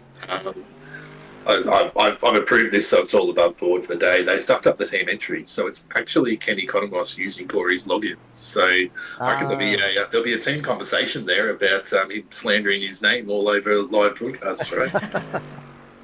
Indeed. It looked like he never would have pulled up in time. There is no chance. I don't know what happened with Kenny there, but that was we thought your car had made an error coming into the pits, and then Kenny was held up as a result of it. But once we had a look back at it, it just saw that car come in at a million miles an hour, and I'm going to guesstimate that's probably. I mean, it's all good, right? It's not. I don't want to knock him on the street, but I'm going to guess it's probably a lack of pit lane practice because I've done it myself here. If Yep. even though you know it's tight, if you come out of the last corner full steam and only start to think about the pits once you've taken your normal line, it's pretty hard to pull up. Actually, you really need to take it relatively easy out of that last corner to line yourself up and have a comfortable pit entry. So wouldn't surprise me in hindsight. Maybe that's what it's about. But no, it's all good. Look, fast repairs being taken. I think a little bit of Austin Powers time probably shuffled us back a bit in the field, getting straight again. But otherwise, so good. I'm really shocked we haven't had a safety car yet. Yeah, I mean the cars have all been particularly well behaved, and the cars that have had accidents really it's just been running wide out onto the sand or just turning it into sideways onto the track, but not bringing other cars undone because we know this really is just a bit of a goat track through the sandhills. But car was running well up to that point, and the driver, David. Your car. Brent. Yeah, Brent did a great job. I didn't expect to be fifth, and did not expect to be in front of Ashley because the blue and yellow guys from HDS, they're the ones that were 1-2 last round. So even to be up around them is a pretty good sign. But second half of the race for me. So we'll see how much of that I can maintain. I don't think I'm going to be as quick as Brenton. Right. Well, just so long as you keep it straight and don't find yourself askance through the pit lane, you'll do just fine. We'll see if we can sort that out. I'm looking at live timing at the moment. I'm seeing only a 2.8 second gap between John Jennings and Tim Russell. John Jennings running in the 37 and a halves, and Russell running in the 36.8, so 6/10 last time round. Looks like Russell's on absolute charge.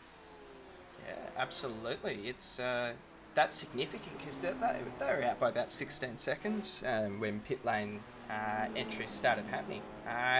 So that's Well, pulling back very quickly wonder around if this there was fight a for lead. moment there. Yeah. I didn't see anything pop up, but yeah, that was pit time is about the same. And of course, we did see Corey have to do this is a non sequitur from that discussion. But David, we did see. Oh, David's gone. Did see Corey Bennett take that drive through, and he's probably lucky he didn't get a stop and hold there as well. I'm not sure if live race control has that option. But here's Russell. No, we're looking at Jewel trying to get past Baldwin. Yeah, Will trying to we have do a look that down comeback here? drive. Now they're down in 13th, which they know Yeah, is flashing his lights. lights, Yeah, giving a bit of how you're going. He's not a lapped car, but he's gonna flash his lights anyway to say, no mate, I've got the pace here, get out of my way. well, you can see that as a driver too, can't you? You see someone's 4 seconds back, then they're 2 seconds back, and you go, "Holy hell, where Yeah, are they coming from?" yeah, But it is getting spicy up front. it is. 1.7 seconds the gap, so Russell is absolutely climbing into Jennings' lead there, and we can see them in the same stretch of track there.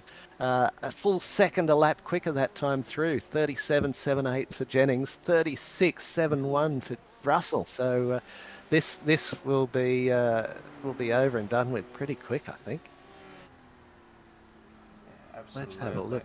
As we see how far, 1.2 seconds off. Yeah, this is just getting closer and closer. Not a good feeling when you're out in front, just getting chased down like this. It's much more fun being the chaser behind, at least in my opinion. Uh, yeah, Yeah, hopefully, I don't think I'm too familiar with Jim Jennings as far as a driver is concerned. no. But he's holding it together well. It's just not sure if he has the pace of this HTS team behind in that BMW. Mm. Yeah, well, it's down under a second now, 9/10. Very quickly reeling him in. Strategies could be playing a part here. You know, Jennings they might have decided they were going to run to a fuel number. Jennings that might be his pace, and that's all part of the team's strategy. That with 4 stints, not every driver is going to be exactly the same pace. Simon Francis showing us off track at the moment, but 8/10, he'll be right with him by the time they get down to the end of the straight. Ooh, Oh, yeah, that same. grass got him again. But, Yeah, that that's could have not gone the a lot worst. worse though. So, Yeah, swings roundabouts there, I think. yeah, just that touch of grass on the brakes as you come through. It was pretty blind as you come over there as well. Who are we looking at here? We're looking Brenton at Jewell Brenton onto Craig Jewell on the back of Yates. Craig Yates after he's just overtaken John Baldwin in that Ferrari. He is right on the back of Russell's Yates in the Lambo now. Russell's right with Jennings up the front, mate. Oh, good point. Blink for 2 seconds and these guys are together. Yeah, So it's game time. It's our first real fight for the lead as well. yep.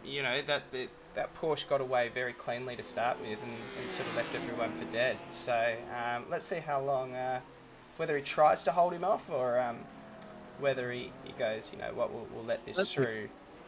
Yeah, he's certainly taken a very narrow line into there, covering that off. And you look at Russell just taking a wider line, looking to maybe get a run down into here. Look out for the dirt on the outside as you come over this blind crest. And the thing is that the track tucks around a little bit there, and you're looking at the next apex, so it's very easy to take that dirt there. But these HTS BMWs absolutely flying. They are, but there's another HTS BMW that's about to be lapped. So let's keep an eye out if there's any team play there by the lapped car. I think we've seen a few issues in iRacing recently, but not in the Gentlemen's Sim Racing Club. And very Right. well done there. Yep, good. Yep, lived up to the scrutiny. Well done.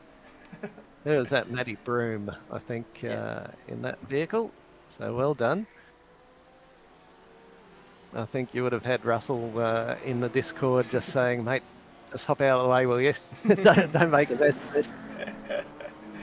Yeah, Yeah. So yeah, two great battles here. We've got Russell, and we'll stay with Simon Francis showing off track again. So I think he might have cooked those tyres out the back there.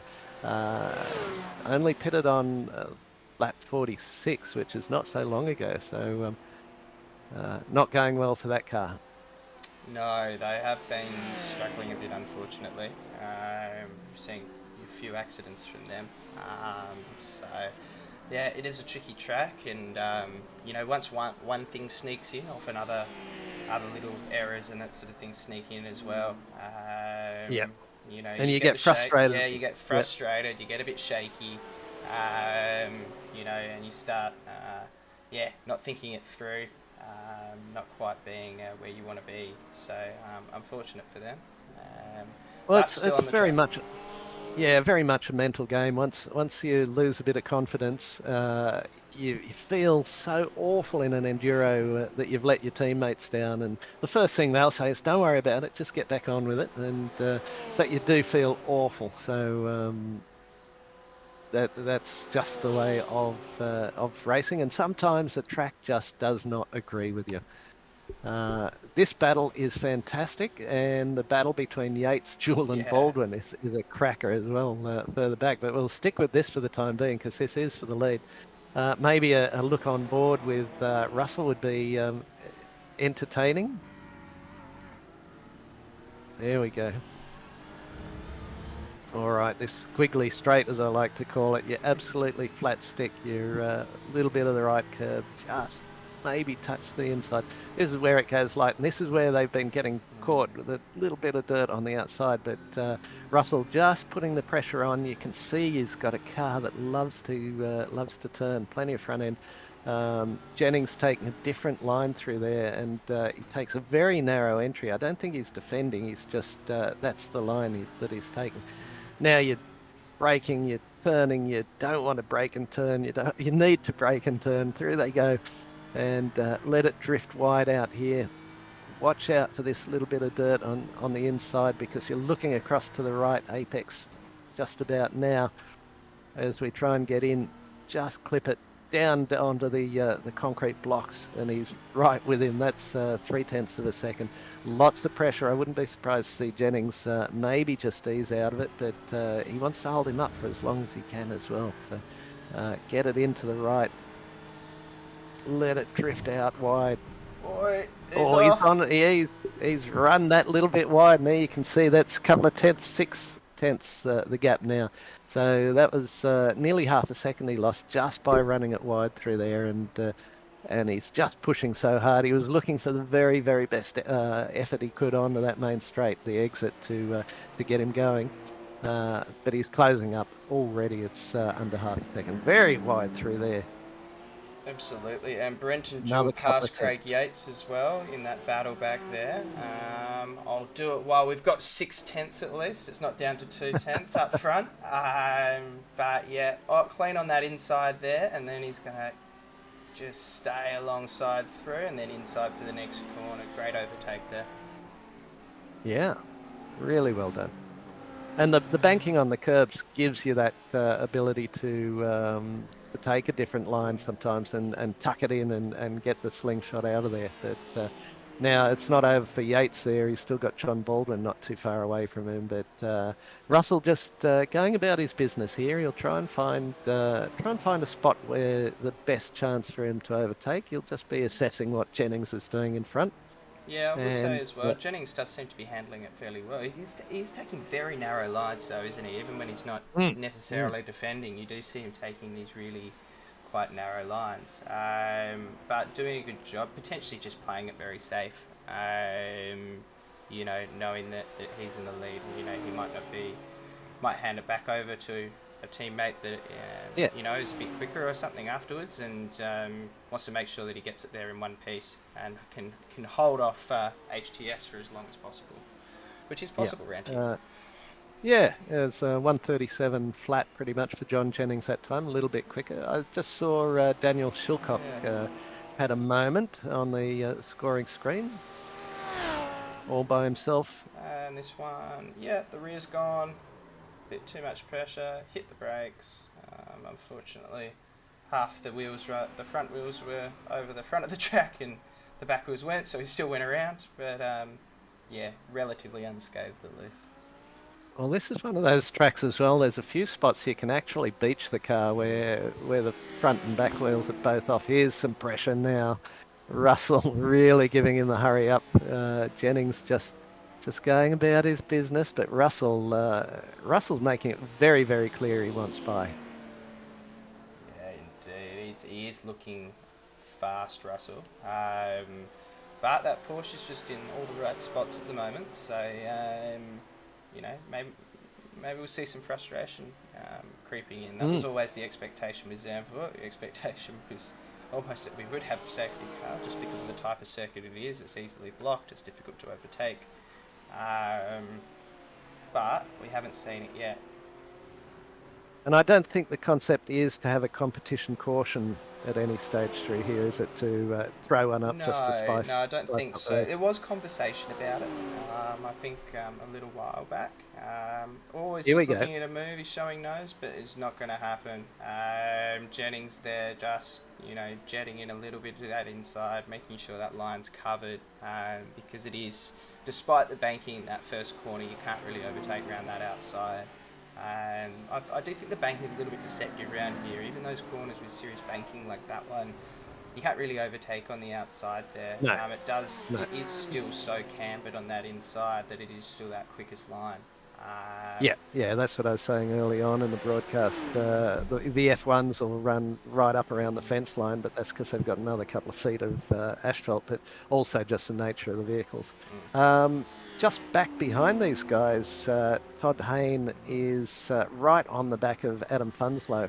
So another HTS vehicle giving the car in front some hurry up. So Todd Hayne is up 6 places for HTS Yellow, catching up to the ILEC Motorsport vehicle just in front. So a couple of good battles here, and just back a little bit further is Stonks Racing really starting to climb into Spiro the Lambo. That's not far away as well. So some really good close tussles throughout the course of the track. John Baldwin now on the back of Craig Yates as well. So Yates not quite having the pace of Jewel, and John Baldwin for the Kidney Stone Racing as well. Something's happened to Warnest here. There does seem to be a few places lost.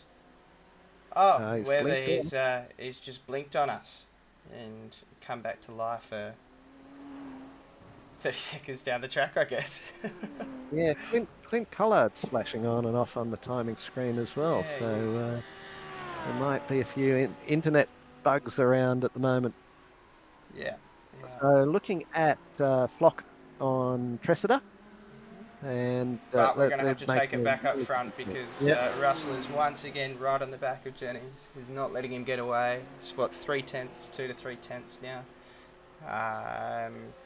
Just putting that pressure on.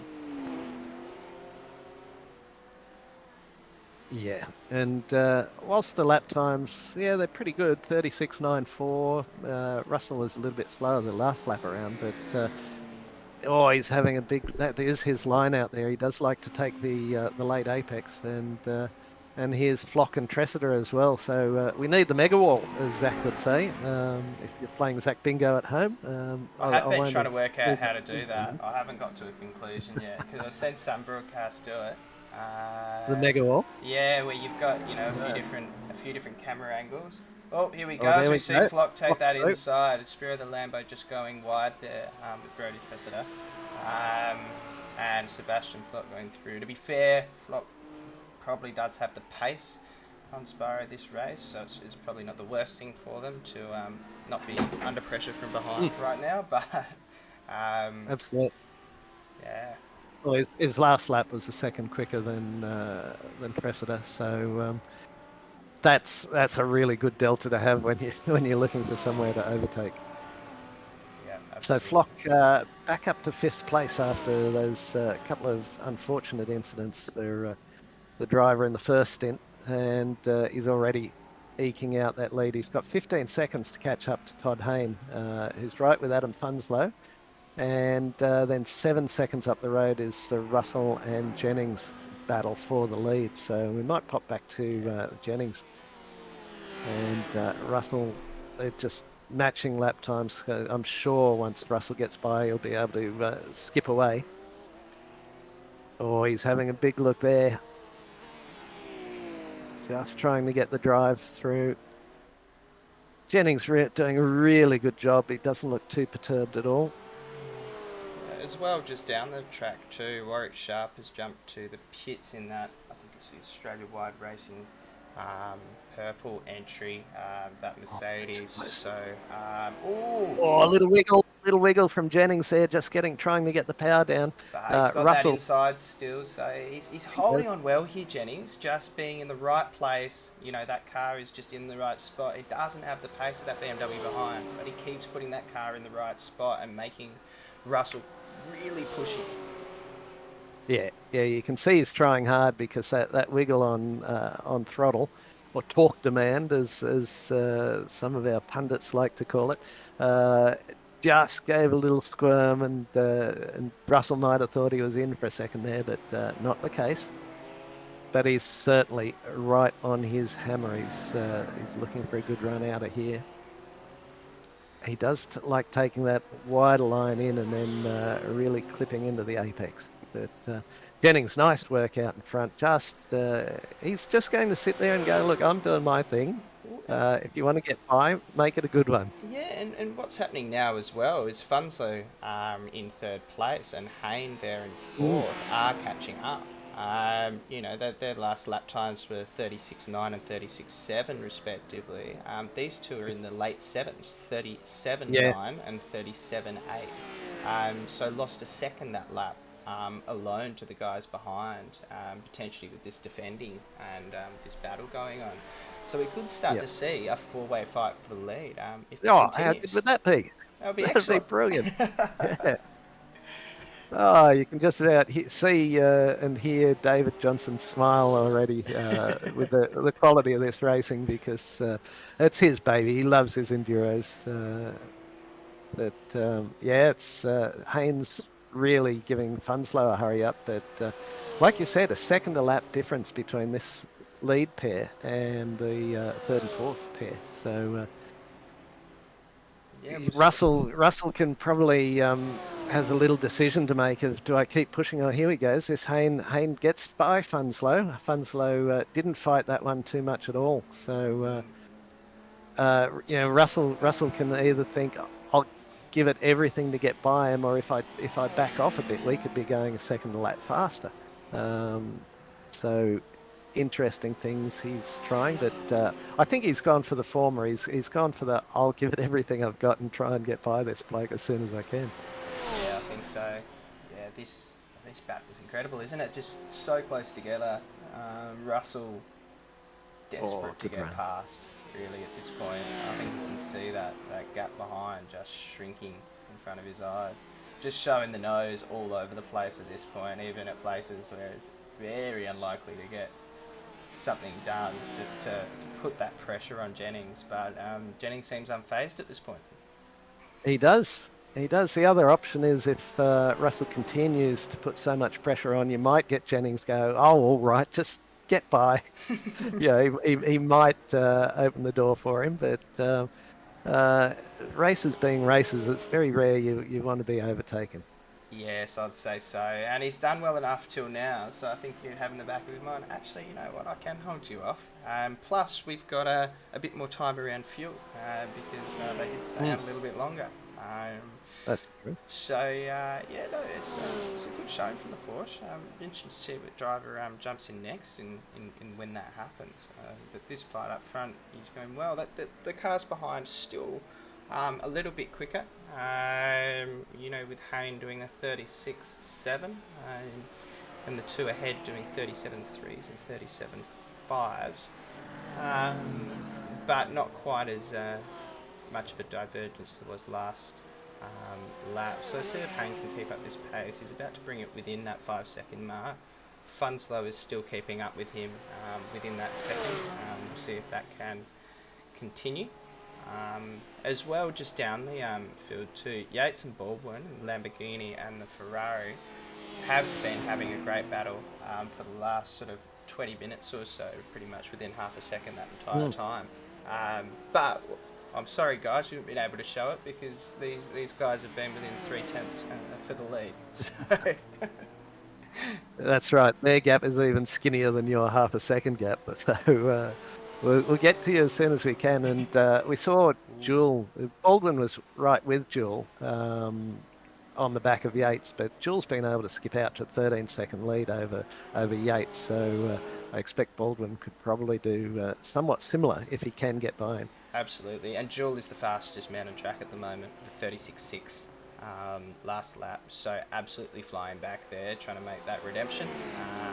He's got a few guys ahead of him. We know it's difficult to overtake around here, but he does have the pace for it, and he has shown that he's able to overtake some of these guys a little bit further down the field after that difficulty.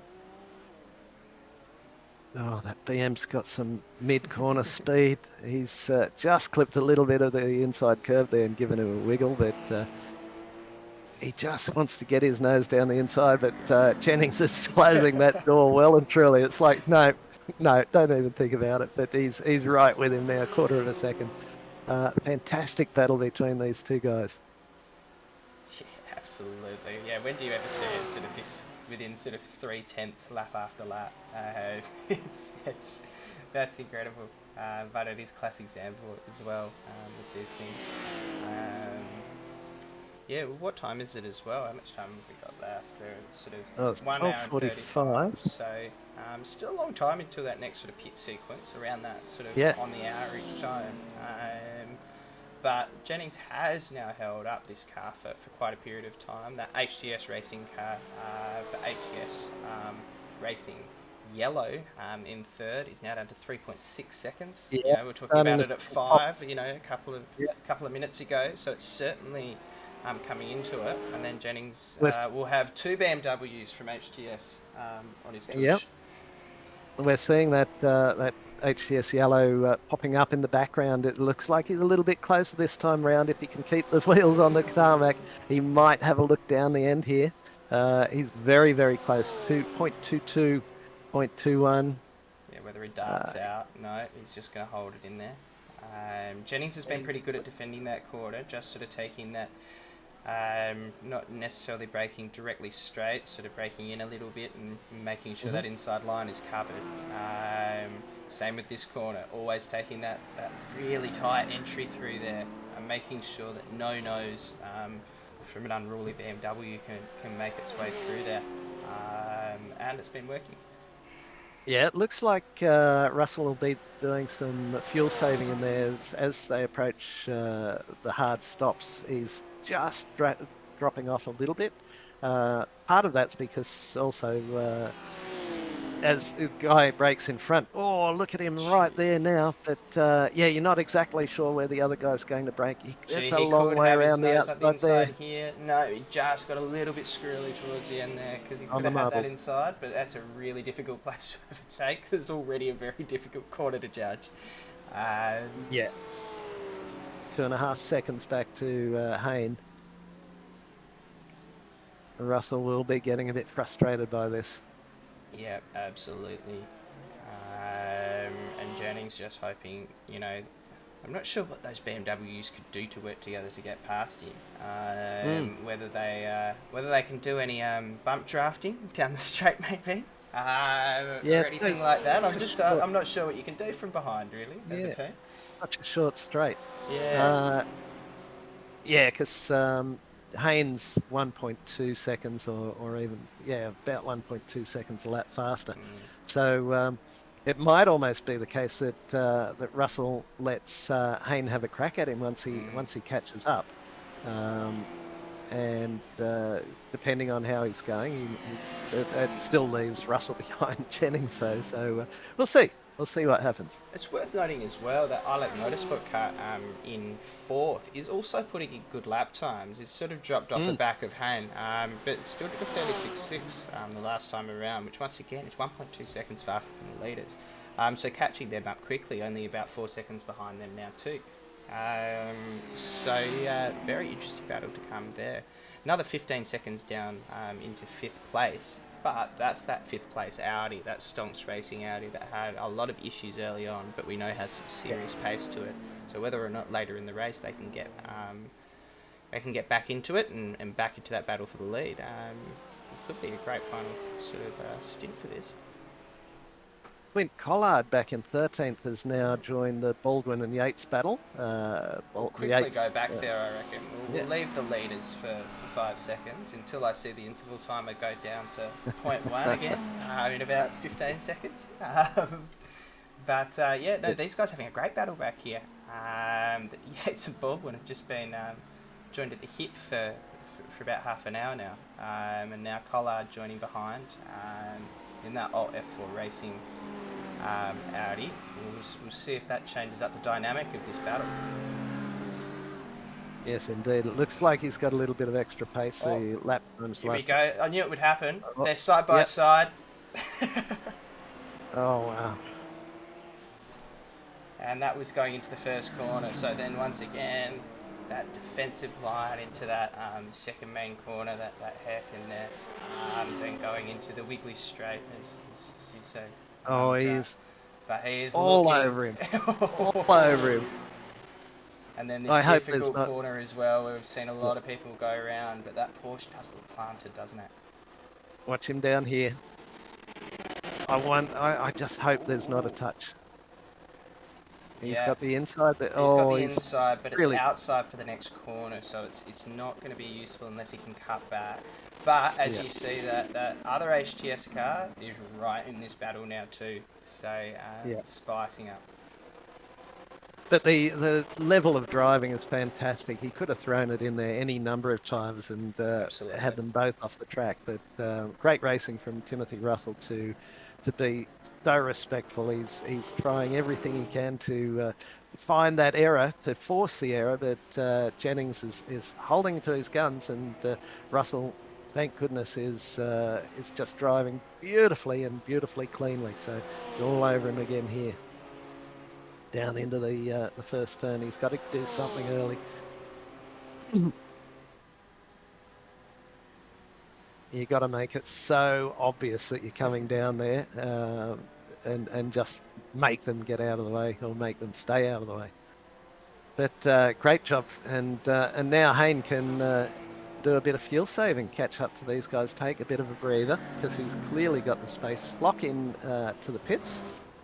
And because they pitted early on 24, I think it was, so they're out of sequence with the other guys completely, but he'd been doing a fantastic job to catch up there. And these guys back here in that fight for 11th are so close. That Yates, Baldwin, Collard battle right on the tail there, and the Audi pushing along from behind. But yeah. Once again, I've left it, and they're side by side again. He's just really trying to force that. Lachlan Capel back in that car for for Stonks Racing, yes, is that he's gone into the pits. Did they do an early pit stop last time? Because that might be a different strategy to everyone else. And yeah, that's what I was saying. I think they went in on 24 or something like that. If you pull up the pit strategy, we can, as a graphic, we can have a look, see where they pitted, and see if they're, that one. I haven't used that one, Grant. I'm still an amateur on the on the tools, but I'm gonna have a look around. I'll see if I can find it. It's where the where the dashboard and that sort of stuff is. It's in the yellow boxes in there. Yeah, so it's pit strategy, I think you'll find. Aha! Right. So you can see, the Capel there in 10th place had pitted. I think that's lap 24, is it? And so they're out of sequence with the other guys. So they'll need to. They'll probably need that extra pit stop as well, but they've got plenty of pace on board. Hopefully, Capel can keep it straight this time through. Yeah, absolutely. And as we look at as well, just up the front there, both Jennings and Hayne are the ones that did the longest runs on the first time around at 39 laps by the looks, whereas Hayne, Russell was Hayne slightly was, shorter. So yeah. whether that impacts once pits start, we will Well, see. Hayne pitted 39, Russell 36, and Jennings 38. So Okay. Hayne had been travelling in behind Corey Bennett and the others. So he managed to save some fuel there. But yeah, look, every extra lap you can eke out, it's a good couple of seconds in the pit stop that you don't have to stop for. Absolutely.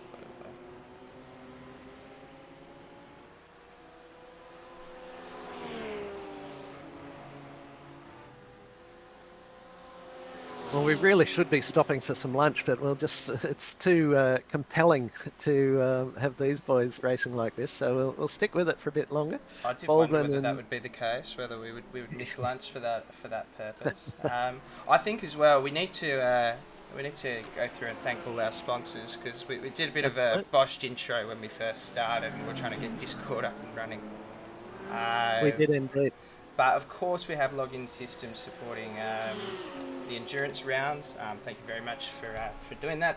Please go out and support them. We can't put on the broadcast or anything without them for the endurance rounds. So very good to have them on board. But other club sponsors include Astute, Finance Insurance and Wealth in East Brisbane there, Blackout Electrical Solutions. Oh, they're getting close. Every time through that part, he's quick. Gee, and we see that Lamborghini in the back there as well. That's Adam Funslow. Yeah, he's closed right in on him as well. So it is a battle for four. And we'll get to those sponsors, we promised. That we Flash do Graphics promise, but maybe not right now. This race is turning into something too interesting to run through anything else at this point. With this battle for first now 4 long, all within a second and a half. So excellent, an hour and 45 minutes in to have a battle this close. As we see this is on here. This is on the inside. Can that Porsche hold it around the outside? I'd say it would be very difficult to do so, and he's going to give that one away. Oh, I thought Hayne might try and pop his nose in there as well. Watch Russell now skip away, but it's not over for Jennings. It's just like another bloody HTS. What are you guys doing? Oh, yeah. That was a great move. He just had the better drive out of that final corner, and he, like I said, you have to do it early, and you have to say I'm coming through. And once you're alongside, the outside car has no option. Absolutely, and now he'll be under pressure from that HTS racing car behind, but he is under pressure from Funzo now. So it's who's going to take it. Russell already though now by 9/10, so very much skipping away as we probably expected, given what appeared to be the pace differential there. But you know, the next pit stops will be relatively soon, and we've seen how big the difference in drivers is making around here. Yep. And just that battle, it looks like Collard further back is starting to get a little impatient with John Baldwin not being able to get by Craig Yates. Baldwin may well be driving the field. Here we go. Oh, look at this. Nobody closes that door. Ooh. He wasn't having a bar of that. No, thank you. Okay. Probably from front on looked a little closer than it was, but he certainly wanted to take out, regain his track position down the inside. And watch Funslow think about having a piece as well. He's going to keep going around that outside, and if he can hold it, he'll be on that inside for the next one. No, he can't. He'll hold off that Lamborghini still. But yeah, that dream run of being able to block ahead, as it looks like it has ended there for Jennings, with a couple of overtakes at the last 2 laps. Yeah, I think he's not done yet. I think Funslow will want a piece of this as well. Yeah, absolutely. And once you get overtaken once, it's sometimes the gates just sort of open for you. And everyone ends up going past. You go, how'd that happen? You get a bit out of rhythm. Yeah, you get a bit out of rhythm, and all of a sudden, like 3 or 4 have gone by. Russell already out by 2 seconds over Hayne. They'll track on very nicely together, I should think, and work whatever team strategy they're looking at. But what have we got here? Just got David Shilcock has had an accident at some point. Oh, yeah, just on Oh, that on the final exit. turn there. Yeah. Yeah, those rears look like they just sort of gave way going through there. Fortunately, That's if he when wants to you're- come into the pits, he can, but he's Yeah. chosen not to. So, car hopefully in good enough condition to continue. That's when you're really wishing that you'd put a little one extra click of wing in. Yeah, yeah. All right, what's Bunslow got down here? The Lambo screaming down the main straight. I just can't drive the Lambo or the Audi. The engine note just drives me mad. Gives me a headache in no time. It just really screams. I sort of love the screaming of it. It's the theatre of a big Lamborghini or something. It's good. I'm just glad now that we have such a diverse range of cars that are competitive. Because we did sort of see Porsche Cups and Mercedes Cups there for a while. Where they were, everything else was a second a lap slower. So why would you bother? But now everything, and from track to track, right? So we're seeing the Porsche be really competitive here, being that sort of tight, twisty track, with other cars a bit more competitive at other circuits. Yes, indeed. I'm just looking at the other races to come up. Of course, this has only been about 3 weeks since the last round. And the next round will be my birthday, Sunday the 30th of April. How about that? 6 hours at Red Bull Ring, so that'll be a good run. And then into 28th of May is another 4 hour at Road Atlanta, and then this first part of the year rounds out with round 5 on the 25th of June for an 8 hour around Bathurst. That'll be a cracker. Yeah, so Grant, were you planning on celebrating your birthday by doing a GSRC stream with us, or did you have something else planned for some reason? Oh, I think down the inside, Bunslow, nearly there. Yeah, I think I might have something else on that day. I might be washing my hair or something, but yeah, I'd be hoping something special would be happening. But good, nice try though. Bunslow now is being met with the same frustration that the HTS cars had, but it looks like he's pretty quick down the main straight and gets a good run onto that main straight. So he's just given him half a breath through here. No point being tucked right up under his wing unless if you know that you can make the ground back through this back part of the track. So it does look like he can close that down pretty quickly. And the Porsche with Russell with Jennings has been a little bit slower through this part of the track, so he's making his pace elsewhere. But Jennings still running in those 37s, nearly 38 last time round with the pressure from Funslow. But as we the see two Baldwin HTS finally go off in this battle as well, this battle for 11th that we've been seeing going for ages. Finally, Collard gets past Baldwin after an error there. So let's just have a quick look at what happened to Baldwin. This is Collard behind him. Yeah. Looks like he may be. And he's just gone a little deep there and just can't pull it up. And he hasn't really gone off track, but just, lost a bit of time there and let him through. Funslow right with Jennings. If you can jump back, I'm it's just jumping back. Give me life. Yeah, I think Baldwin there just had to check up a bit to avoid. He's through on him. He's through on him, so we better have a quick look at what happened there. Yeah. Quick onto the main straight, drives it down the inside, comes alongside. It's got no option, Jennings, but to let him go. Yeah, textbook. And now we've seen a number of times through that corner on Jennings there. Now he'll want to try and tuck onto the back wing, but already he's skipped away pretty quick. And Todd Hayne right with Tim Russell up the front. So finally they've sorted that out. Back with Collard that we were looking at a minute ago. He's right with Yates as well. So this is fantastic racing from these guys. They will be exhausted by the end of this stint. It's been extraordinary stuff. But Collard right with Yates. You might want to just pop back to that one as well. And are they about to be lapped, or yeah, probably are. Was that them just behind? Yes, Gee, yeah, it they was. are. So that could create an interesting disturbance here. Yeah. With these guys fighting so closely for so long, they won't really want to give up much time.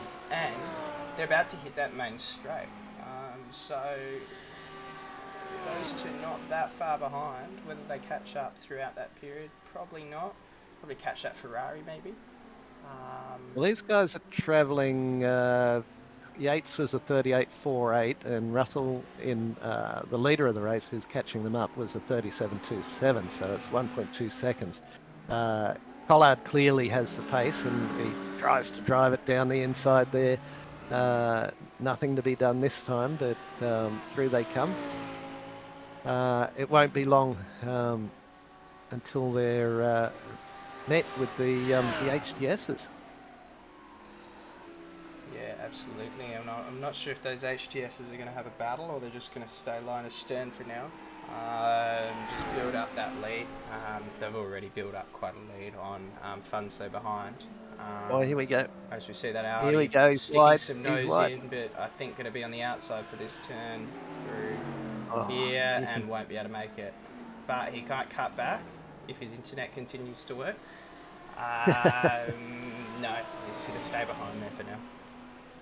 Yeah, you can see them both squirming, trying to get the power down. That other car, Baldwin, disappeared pretty quick. He let them through, I guess. The car's behind. So he's now 4 seconds back. But Collard will want to get this done before he has to let the leaders through. Yeah, and sometimes letting the leaders through can actually give you a bit of a boost if it all comes at the wrong time for the car ahead too, and you're right on their tail suddenly. So I think we keep an eye on this battle because we'll be able to see two good battles in the same picture very soon, I reckon. Or Collard As well. tried to come in narrow through there and just lost some of that gap. But he did that last time around as well, and he was able to make up a lot of time up through this fast section and the big Absolutely. But long as well, straight. Vermilion Motorsport is right on the back of Spiro the Lambo here for 5th place. That's, I think, fake Corey Bennett. He's in the car there, throwing his nose, and he's going to take him on the first corner. That sort of classic overtaking Kenny area. Konomos, I think, or Konomus is the fake, the fake Corey Bennett. I'm just going to go with fake Corey Bennett for now. Yeah, because that's what I can see on my timing stream. Yeah. So, these HTS guys are actually broken up a little bit from one another in that overtake of Collard and Yates there. Yeah, Collard's splashing in and out Oh yeah, it's just like not mad, going well. but hasn't done him well. He's 3 and a bit seconds now behind Yates, so that's really given him some grief. But Yates will be similarly impacted, or perhaps no, he'll do it down the main straight here, and possibly, or will he just leave it wide into main straight, just let them through? Well, come on, hurry up. He's thinking, hurry up. I hate that when you go to let someone through and they just don't seem to have the pace. Yeah, So, you have to get heavily on the brakes. Yeah, the worst is when you Yeah. end up behind them for a while and you go, oh god, I'm faster than you, but I can't That's right. overtake you because that's not a great manoeuvre. But yeah, okay. Jewel in the HCS Racing Red is right on the tail of Black Marlin Racing, Oz Actonir as well. So there's plenty of close racing. This is actually action-packed. Oh, look how close that is. Action-packed for an enduro. Often it's long periods of nothingness and then a little bit here and there, but this is all going off. Yeah, absolutely, and I think it comes back to the track. Yeah. You know, if you're on Le Mans or something like that, with big long straights, you know, if you've got the pace, you can overtake. Around here, you need some serious pace to overtake, and to I'm be coming quite careful through. doing so. Yeah. Yeah. Flash the lights. See you later. Yeah. Collard right with Yates again. So they're starting to get some pitters in now. Shilcock's just come in, and we had Lachlan Capel. He pitted on lap 62. We're up to 73, so might be a few pit stops starting to work through. Collard really jumping in and out on my screen now. Yeah. So Yeah. hopefully he doesn't have an internet problem, or can pass this over before it gets out of hand. Because at this point it's looking like he might cause some problems for some other races around him if it continues. Oh, he'd be spewing as well. I think he does have a few internet issues. I think Clint's over in WA somehow. So it's a long way for the little ones and zeros to get down the wire. So, yeah. So Thomas Martin's jumped into that car that's just pitted. He's back on track. Yeah. On the bright side for them, they're about to hit the pit zone. We're about to hit that 2-hour mark. Rolling it in 15 seconds, which is when we saw everyone really start pitting last time around. Some people stretched out another 5 minutes or so, but it was really within that sort of 5-minute window. So it would be a good time if he's having those problems to jump out and give the router a kick. Yeah, well, just looking, Tim Russell ran 36 laps in his first stint, and we're already out to 74, so that's 38 in this stint. They've got to be getting really close in that vehicle. Absolutely. You see Jennings as well has fallen right back from those guys ahead too. So, still well ahead of Bennett in that Vermilion Motorsports entry, 20 seconds back. But whether or not they... Fun slow into the pits. So from third place, starting to tick off. Yeah, I think that's Jennings' natural pace, that 37.9, 30, 38 sort of time. Bunch of cars in. That's Herring, Yates and Collard. Yeah. The Collard's in. Yates came in as well, so that's not done him any favours. I'll try and jump him on the out, I would think. Maybe take a litre or two less fuel to just get that run. I'm very excited you reintroduced me to the pit stop strategy, Grant. I forgot we had that. That's a great little one to have on an enduro. There's the gap ones as well, which gap plus and minus that are in there, and that'll only show you the car in front or behind, or you can have the car in front and the car behind. But that's often a good one in enduros at the time. It fills the time you can see, because a lot of stuff happens slowly in enduros, so you can kind of see over a sequence of laps. Yeah, absolutely. It's worth noting, Haney's up 8 places, so definitely the hard charger of the field. No one else is up more than 2. So very well done from him. And HTS Yellow as well.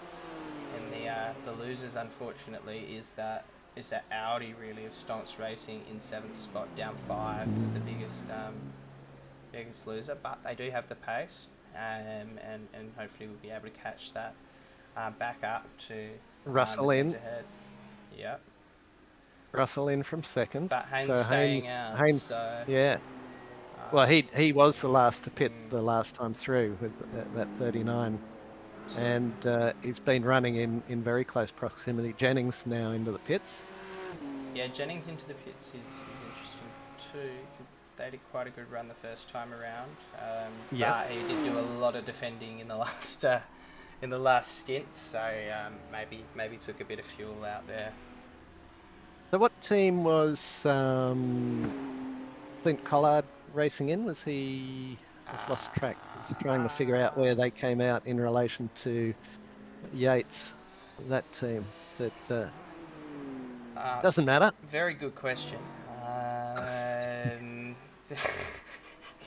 I just live in the moment. I can see names on my screen, and if they're not on my screen, I'm sorry, you've been forgotten for now until you hop back in the car. That's right. And we don't really have a piece of paper that says this is this team. Brock Kelly's jumped back into the 69 Porsche. Okay. So pitted on 75. We've got Hayne leading from Bennett.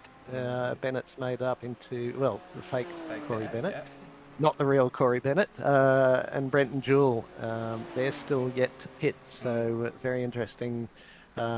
Leaves us with Adam Hayne in the lead from on corrected time after the pit stops go through. Todd Haynes just set his fastest lap of the race, 36.04. So I think we can probably just leave this another 5 laps or so, see how this all plays out, and then maybe take a little bit of a break as this session drops into its pace. But great racing so far. Bennett now into the pits, not the real. We'll just call him not the real from now on in. Fake Bennett. Yeah, I think now we've got Brock back in that Porsche as well. We saw him run away with it in the first stint. We did. So whether he catches those guys up ahead and can make some moves will be interesting. Where it comes out in relation to now Faulkner in that Vermilion Motorsports entry that we saw fake Corey Bennett in for the last stint. All right, there's Brenton Jewell is in the pits. Hayne from Hayne, Todd Hayne from Adam Hayne at the moment, and Chris Henn is the third place car. Of course, Todd Hayne's vehicle still has to pit for this second time, but they're really starting to stretch this long. That'll pay them big dividends at the last pit stop. Yeah, David Johnson jumps into the car 169. Which is, of course, HTS Racing Red.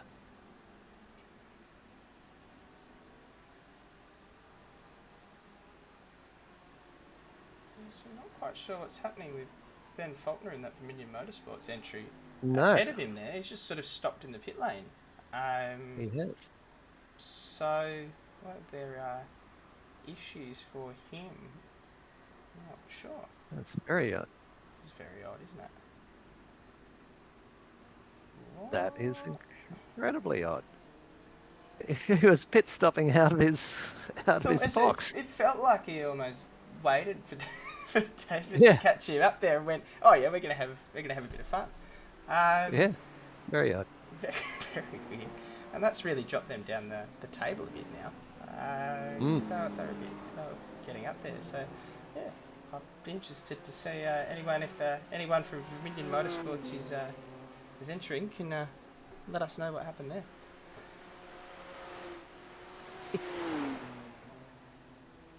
there. Just waiting for Brock Kelly's first flying lap. See where that brings him out. He's currently 8.2 seconds behind Chris Henn. They're down 3 spots. Lachlan Capel in the 5th. So we'll see. Did he get his lap time through there? 1:36.83. So still a little bit off what Hayne and Hayne were doing. Well, Haynes are doing ridiculous times at the moment, 35s and 35.8s and 36 deads. Yeah. So these are some of the fastest laps of the race, really. Straight out of, although he hadn't pitted yet, have they? So that's right. So we'll see Todd Hayne pit now. See what happens after that. Yeah, but even still, Adam Hayne did a 36 flat, which was a very good lap on tyres. But note that the fastest lap for Kelly is a 35.5, so it does have that ability to pick up the pace. Ahead. Their best lap for ILEC Motorsport is 36.1 and 35.8 for Adam Hayne there. So that peak pace in that Porsche is strong. Yeah, with Kelly on board, certainly. Yeah, so we'll see how this works out. Ashley Collins back in the vehicle, and he's on his way out. But Kelly's closing down Henn. Oh, Kelly's had a moment. No, it's my timing's gone all over the place. But here goes Kelly across the line. It had him on my live timing a minute down That's from concerning. the car in That front of would him. be concerning. Yeah, that's why I was looking at it going, what the? Last time round, 35.56 for Kelly, so he is on it. you'll be able to see him close this down fairly quickly. Lachlan Cable had a brief off track just then, so still not enjoying the car. The breakaway has not done him any favours. Oh no. So he's trying to So I think overtake. he's lapping someone. He's going a bit too much pepper in there and taking it one. Oh, that's a really bad place to go off. But gee, caught that well, didn't he? To keep that on track. We saw that earlier, a car go into the tyre wall there after taking it a bit wide. Yeah. But yeah, that was actually very slick. Well, that wasn't an unforced error. That was more of a forced error, I think. That looking at Kelly, he's got the gap to the car in front, Hen back down to 6.3 now. Last time round, he was 1.4 seconds faster. So look for that. This is where you could go to that the gap, and we're on Kelly. So you gap -1, and you see that one. That's because of the pit stops is a bit out, and there's also a there's another display that shows the laps. So just above or below that one. Yeah, there we go. There you go. Yeah. Actually, So you plus can see one. one. Yeah, all three. There That's you go. graphic. So the last 2 laps, he's taken 2 seconds out of Chris Hen. And so out in front, we've got Ashley Collins with a gap of half a second to Adam Haynes. So the teams being HTS Yellow and HTS Red. Then the ILEC Motorsport is the 3rd place car, which is go away, little graphic for me. There we go. Chris Hen, of course. Ashley Collins as well is up 9 places. So they have absolutely stormed into that position.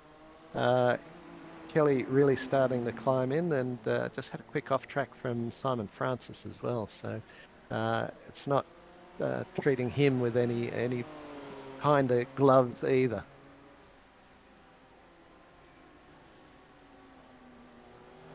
Right. So Hayne just tucking along in the back there. Collins pit stopped 3 laps later than Hayne. Hayne looking to get some fuel economy here, I'd say. They're Collins, so that was out of the pits the last time round, so that's a non-representative lap for him. Kelly's 1:36.21, so he's a little bit slower that time through. I don't know if he had traffic, but yeah, it'll be interesting to see if these boys switch this about or not.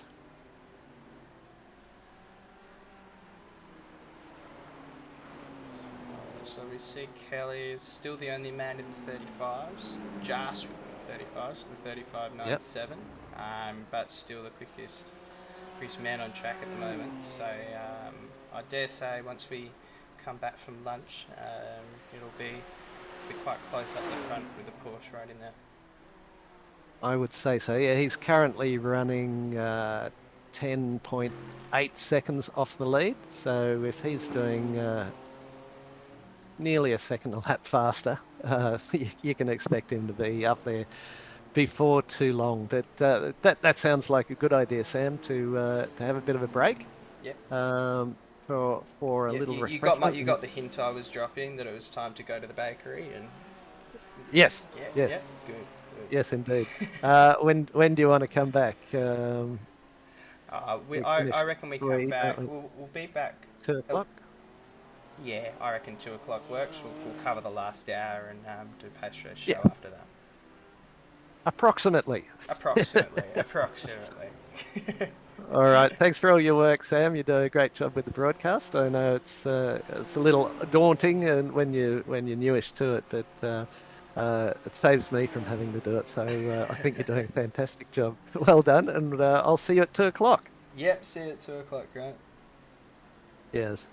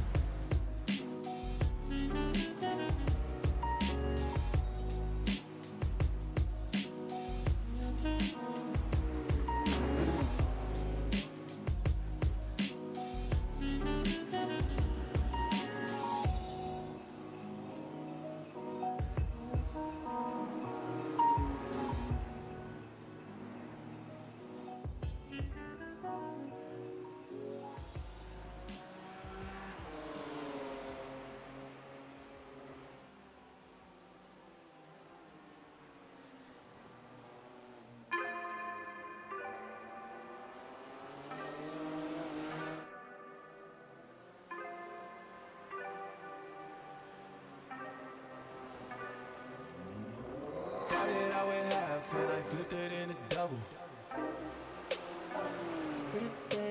Started out with half and I flipped it into double. Said I'm again, we gotta go. Take one, then I dash away from Popo. Yeah. Snakes around my grass, they want my dodo. But I keep a 40, they don't know, no.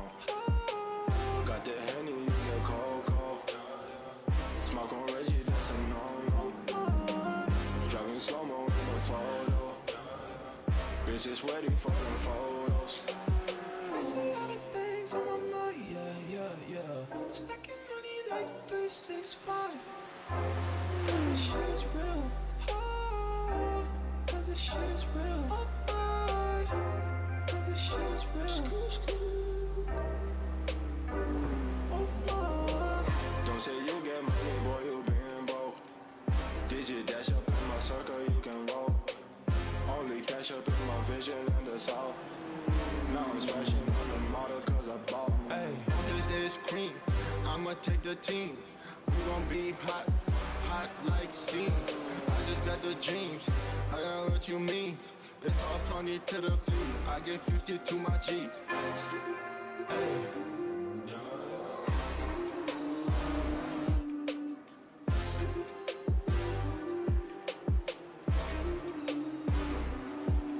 hey.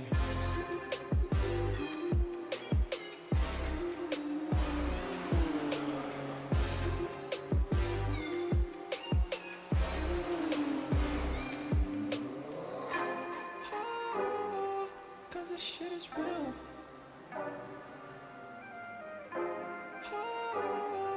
Cause this shit is real.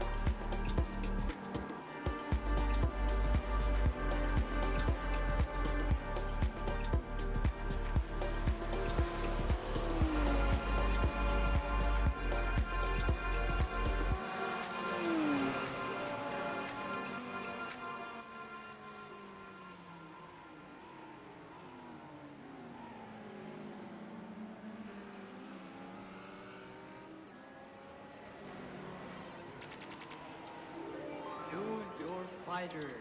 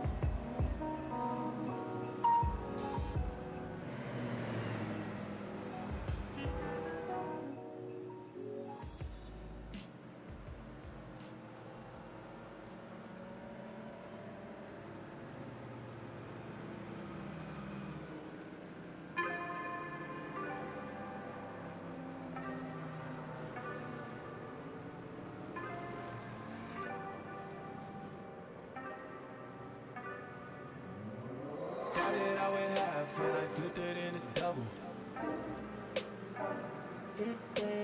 Started out with half and I flipped it in a double. Said I'm a G, we gotta go. Take one, then I dash away from pole. Yeah. Snakes around my grass, they want my dough. But I keep a 40, they don't know, no. Got the Henny, you get cold. Smoke on Reggie, that's a no-no. Driving slow-mo in the photo. Bitch is ready for the photos. I see all the things on my mind, yeah. Stacking money like 365. Cause this shit is real. Cause this shit is real. Cause this shit is real. Don't say you get money, boy, you getting broke. Digit dash up in my circle, you can roll. Only cash up in my vision, let us out. Now I'm touching all the water, cause I'm bought. Hey, this day is green, I'ma take the team. We gon' be hot like steam. I just got the dreams, I got what you mean. It's all funny to the feet, I get 50 to the G.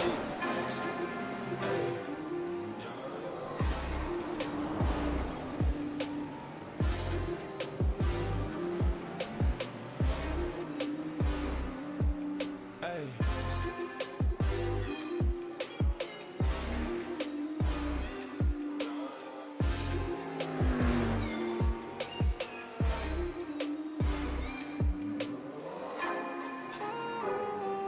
Cause this shit is real.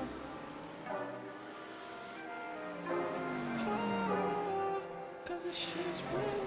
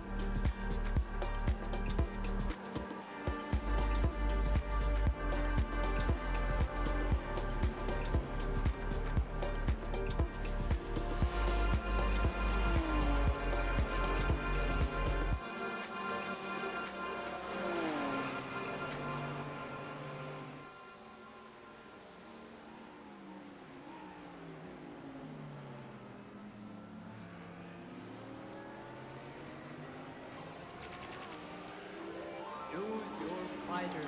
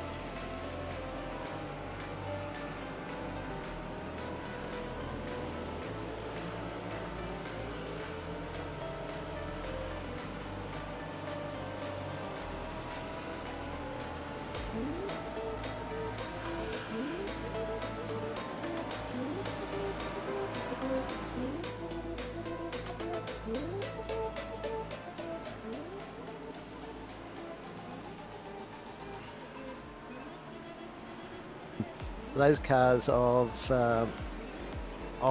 Vermilion, Breadline and Stonks all took the opportunity to take a pit stop during that safety car. So that brings them a little bit out of sequence. That was on lap 95 and we're now 109. So they may have to splash and dash, or they may get away with it with some really serious fuel saving, but we'll see how we go.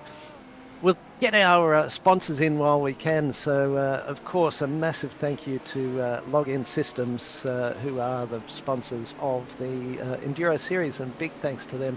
But we also thank Astute Finance, the Blackout Electrical, Fisher and Door Lawyers, Flash Graphics, and Login Systems. As we said, big thanks to them. And Waste Options, of course, who are our Monday night sponsors. And West Orange Motors, Dave May and the team at West Orange Motors there, big thanks to them.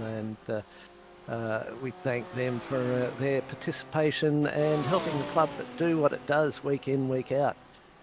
And yeah, as I said, safety car early on during that break, and a couple of teams taking pit stops. There's a couple further down, Aaron Major in Australia Wide Racing, Side Hustle Racing, Black Marlin Racing, and Steve Thomas in HTS Green.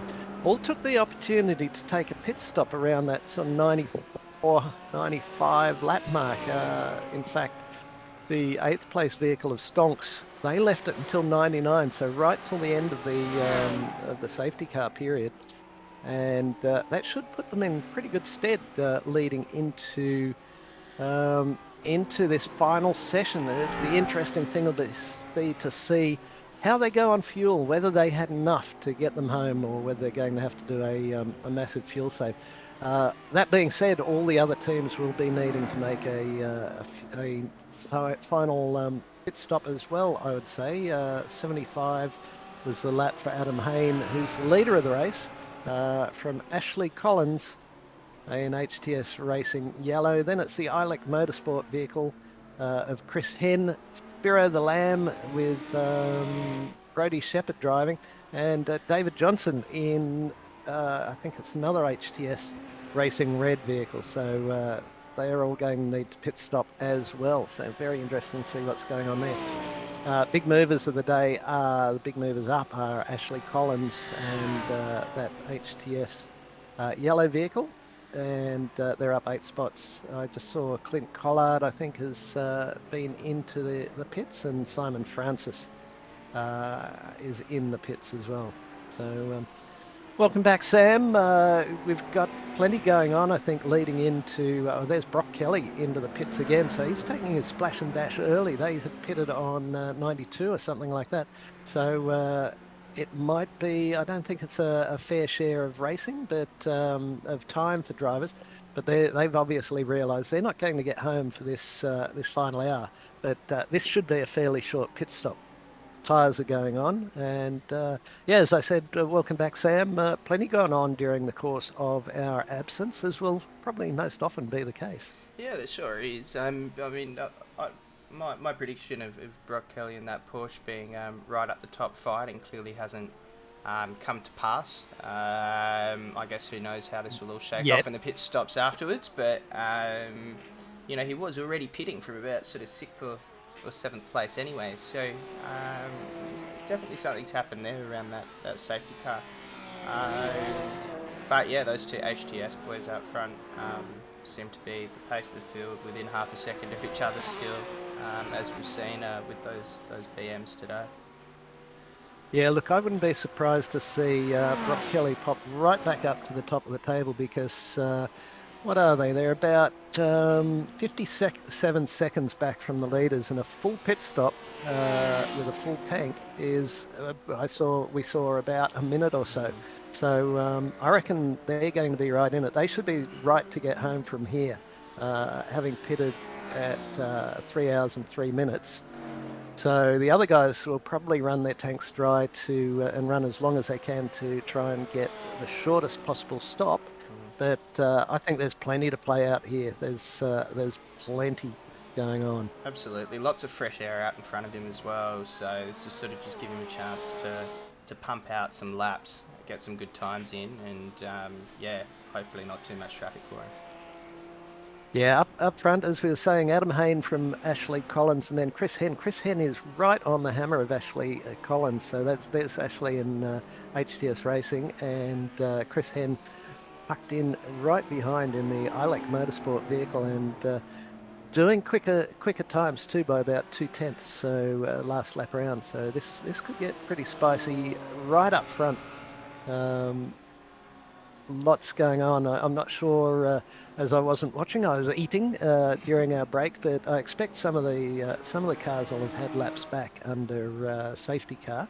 But basically, at this stage, the top 8 are on the lead lap, and then Brett Barker in 9th is 1 lap down with Krista Halsoy. I'll get that right one day, maybe not today. They're both 1 lap down. Then Clint Collard, Aaron Major, Kelvin Little, and Chris Herring are 2 laps down. Steve Thomas 3 laps down. Simon Francis is back in the pits for a very long time, 6 laps down, and Thomas Martin in 17th, 9 laps down, but still circulating and pumping out their fastest lap of the race.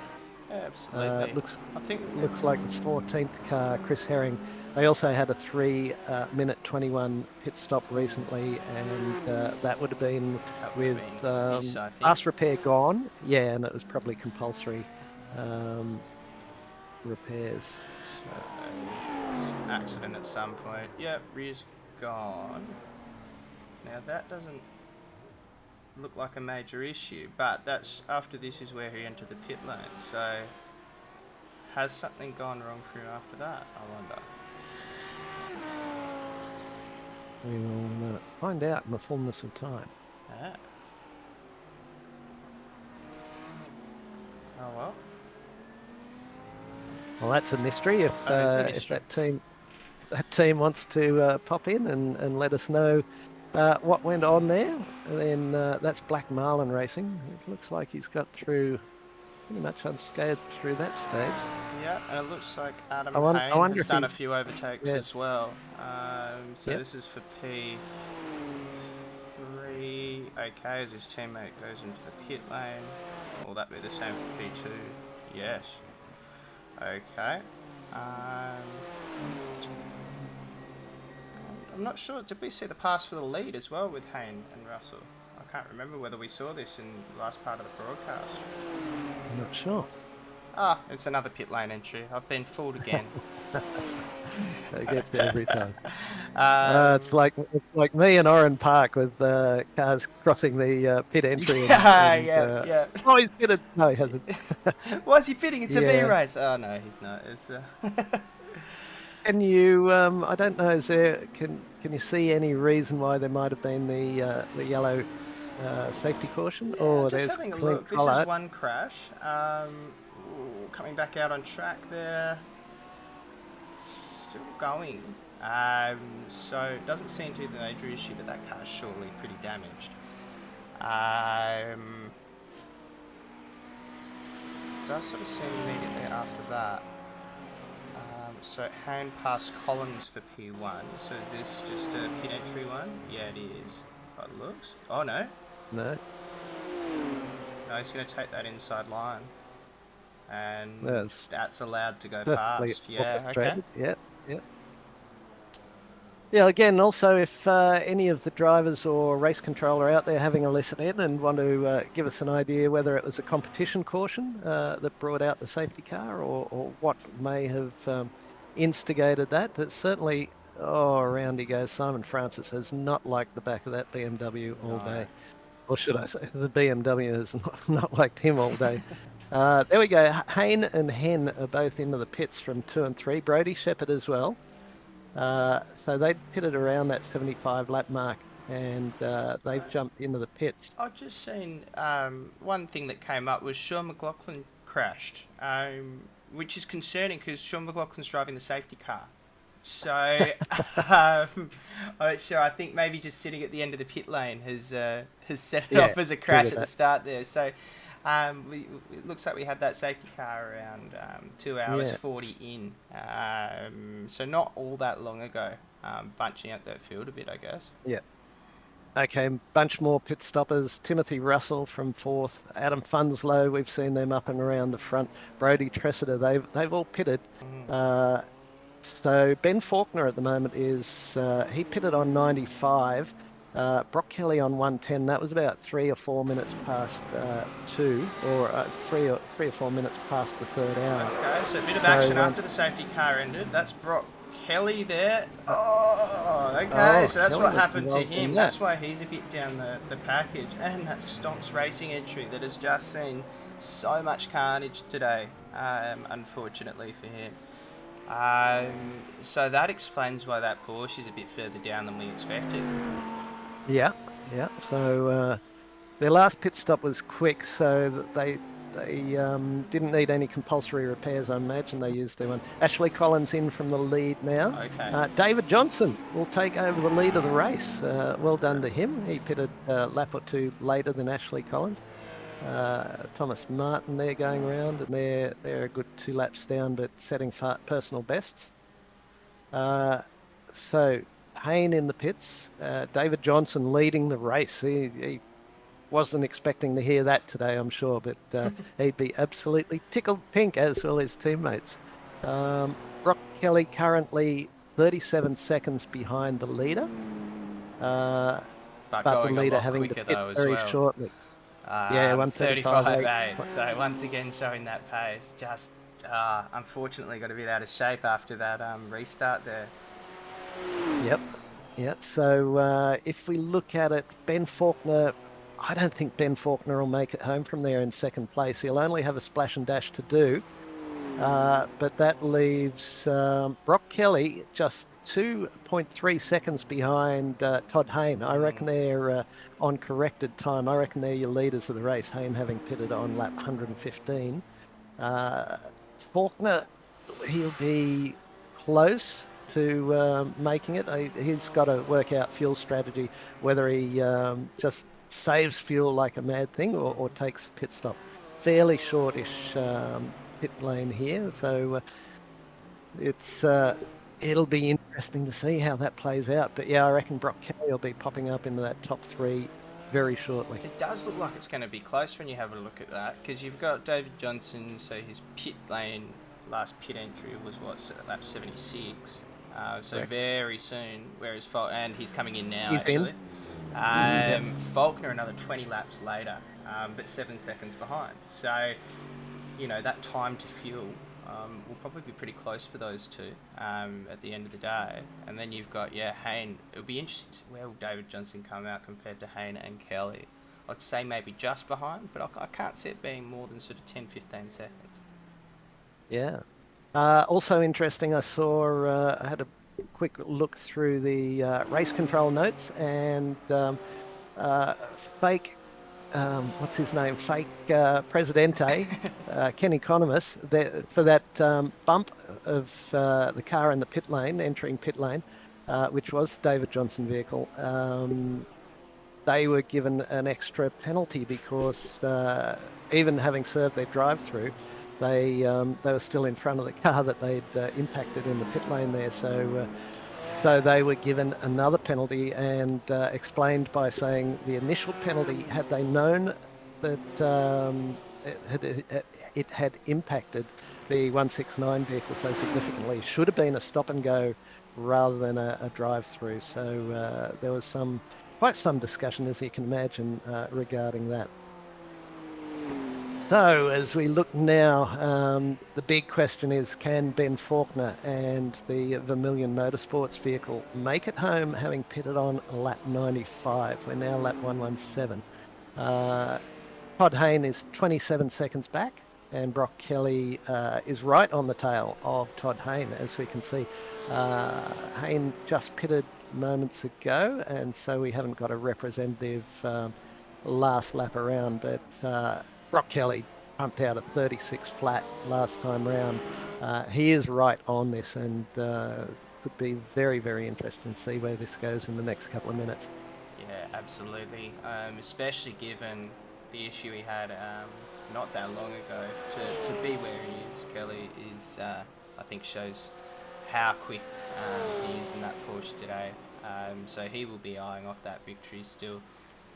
Whether or not Faulkner in that Vermilion Motorsports car will need to fuel save, that'll hurt, because we know Kelly can take half a second or a second a lap out of just about anyone on this circuit today.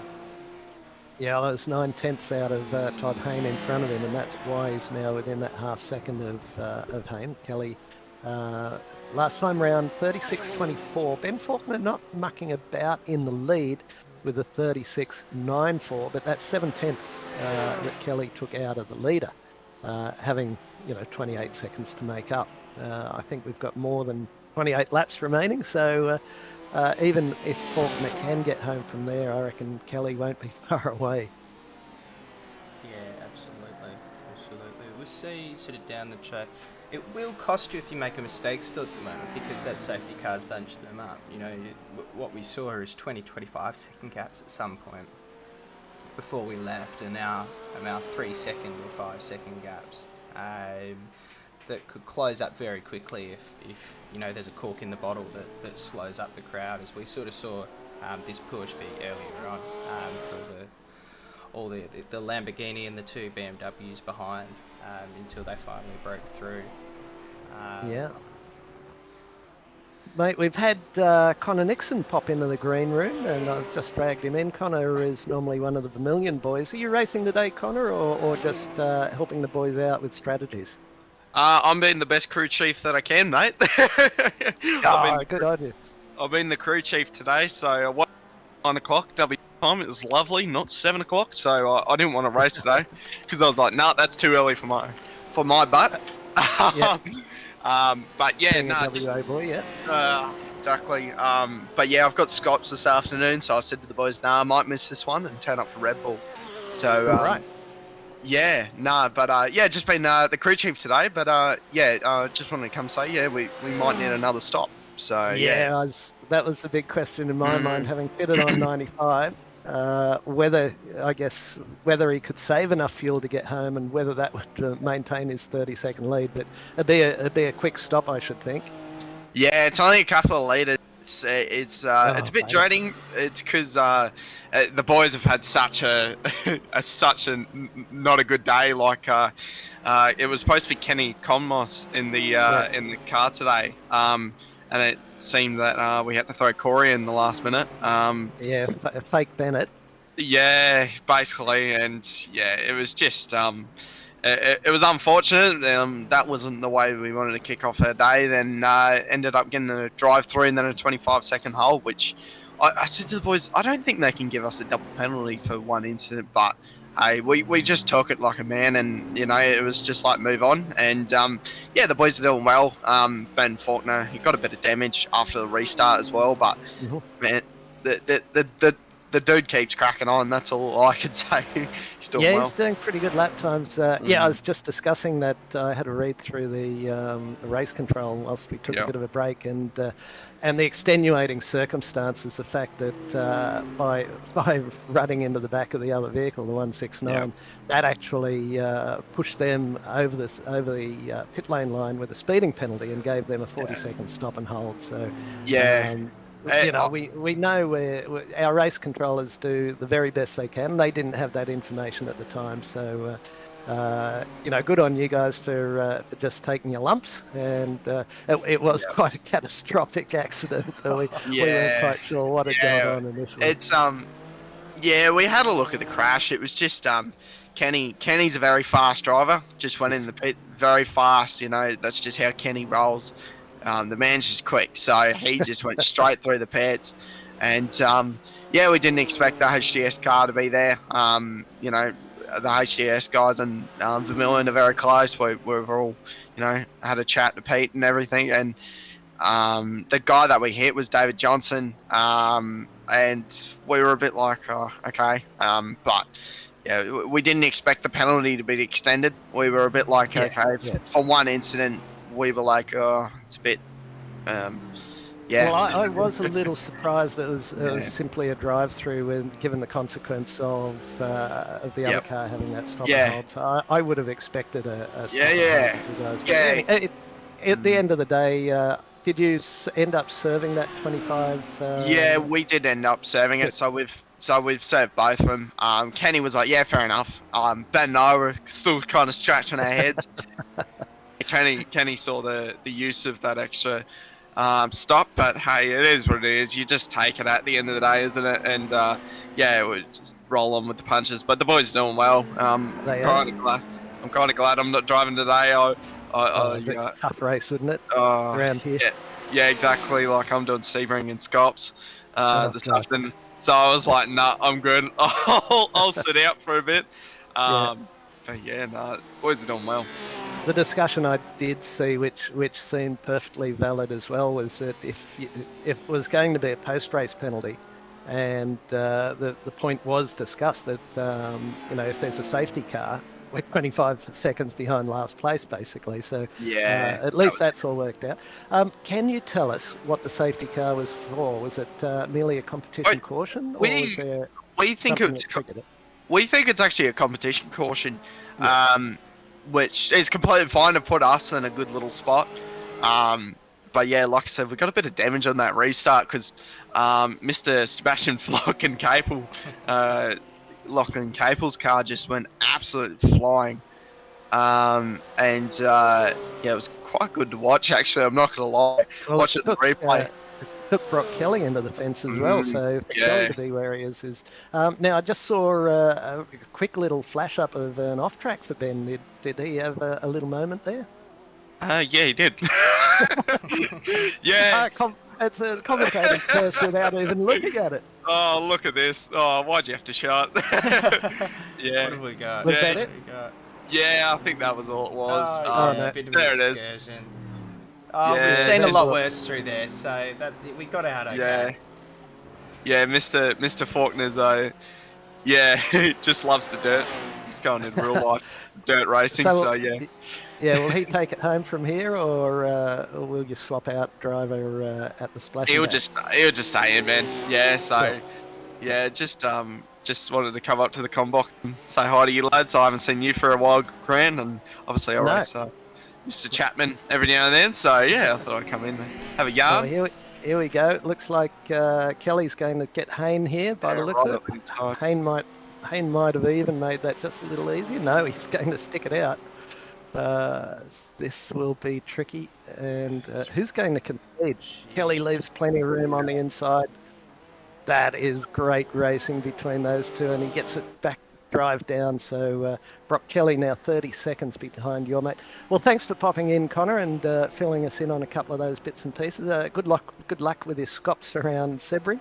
Oh yeah, Yeah, I'll need that'll be, yeah, you'll need a trip to the dentist tomorrow to get your fillings all put back in. But, I know, right? Yeah, great to have you in. yeah, too easy. I just want to shout out all the Vermilion guys and all the sponsors on board with RSW and yeah, Race Labs and everything else. Yeah, it's just been a magical being with the boys, and yeah, mad job they've been doing, eh? Excellent. Yeah, Right, absolutely. Yeah. Yeah. Well great done, work. mate. Thanks. All the best. Thanks, Grant. Yeah. Now, Tim Russell's giving Adam Funslow back in 4th and 5th a real big hurry up. They've been at it. These two cars have been having a ding-dong battle. So just a third of a second in it. And these BMWs have been so strong today. Plenty of pace, and they seem to have, seems to be on rails. Whatever they want to do, they seem to be able to do with the vehicle. So this will be quite exciting, I should think. Just how much pressure you can put on, can Funslow, withstand the pressure? So this will be our point of viewing for a little bit now. Yes, well, I saw Brock Kelly crashed as a pop-up a few minutes ago. It doesn't seem like he's lost any sort of pace, so I'm trying to work out how SDK determined this. Oh! Yeah, man. Okay, there might be an invoice to pay there. That was potentially a nose in the wrong spot. If we go to the chopper. Get to the Yeah, chopper. there's a little bit of net code in that as well. But probably wasn't going to make that. Still sits behind, so that's the thing. It does look like that car isn't too damaged ahead. But quite a big accident, really, for no damage. Very interesting. Very interesting, yeah. So I was wondering why his lap time was slower that time round. But the last lap time round, he was a full second faster than the leader out in front by 28.5 seconds now. So how many laps have we got left? How long are the laps around here? They're about 1.5 seconds, 1.5 minutes. So we've got maybe, maybe about 20-25 laps left. 28 seconds ahead. Could happen. Your best speculations there. Yeah, if he can make it, but as we heard from Connor, we know Connor's... Vermilion Motorsports entry is in the pits. They cannot make it on fuel.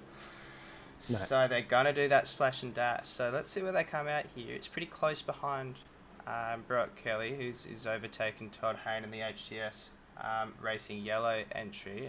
But then another sort of 6 seconds behind to the Leg Motorsport of Funslow. But followed closely by Russell in HTS, that other HTS Racing blue car. Now they're throwing some boots on it. So 17 seconds, 18. So Kelly 19. and Hayne have both gone past. So Kelly now in the lead of this race. After that massive accident on the restart, that's very impressive. Yeah. 22 second stop stationary, Faulkner. And he's now travelling about 11 seconds behind the leaders. Yeah, but Well- not far off that car ahead of Russell in the HTS Racing Blue, who is Yes. very closely behind Funslow and is being slowed up a bit, I think, by Funslow here. So there is a chance for that Formula Motorsports car to catch this crew and give them a run for their money in the last half hour of this race. Yeah, it's all going to come to a head down towards the end, but Kelly is absolutely smoking it up. Last time round, 36.17. The next best was Todd Hayne at 36.77, so that's 6/10 quicker. And then a second faster than Funslow and Russell there. So he is absolutely flying out the front. Thomas Martin, who's there 21 laps down after some very long pit stops. They're still... don't know if they're running, but I the don't think lap they they are did, anymore. the last lap That's they my did camera was the view of them. fastest lap of the So. race. Yeah, so they're gone. We'll disregard them. They'd done a 36.46 as a quick one. But yeah, Russell's still all over the back of Funslow, and that's where the battle is right there.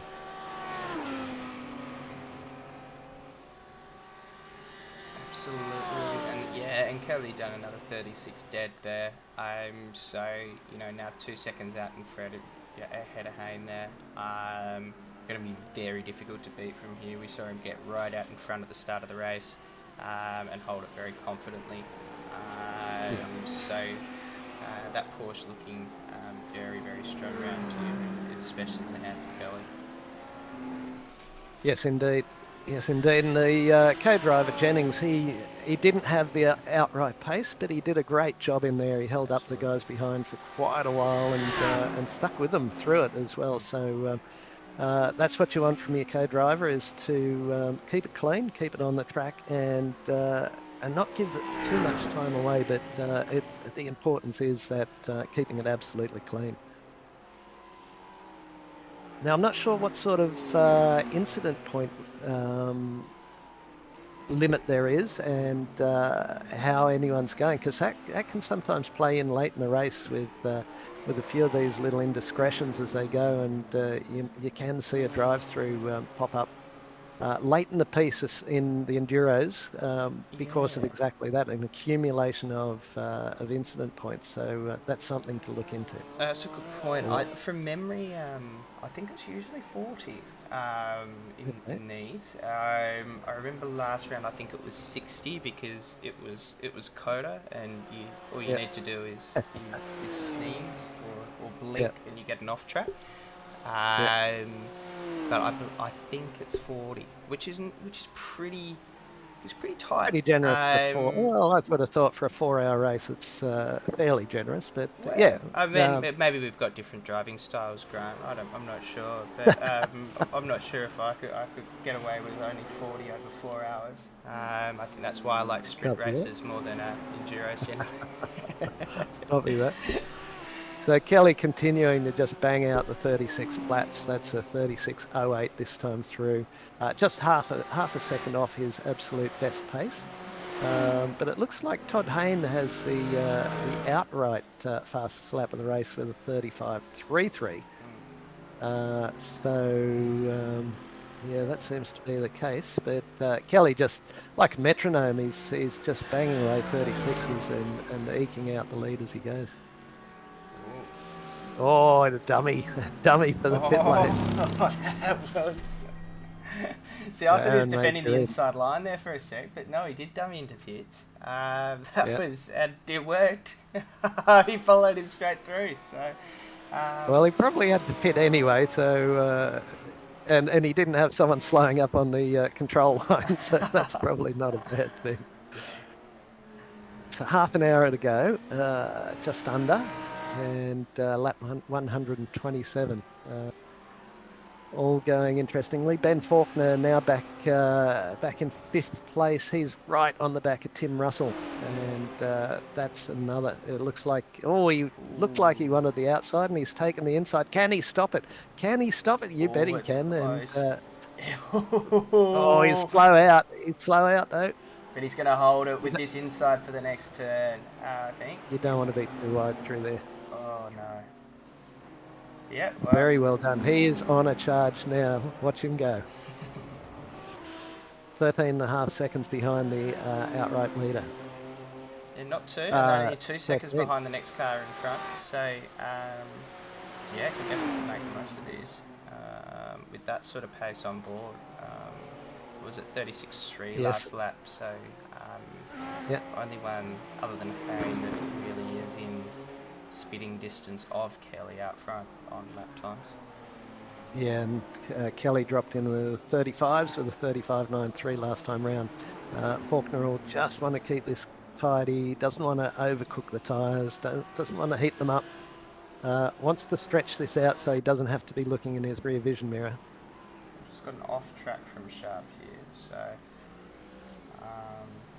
not sure if he went a bit on cold tyres. Yeah, he went on a bit of an excursion on cold tyres straight out the pit lane. Oh dear. Yeah.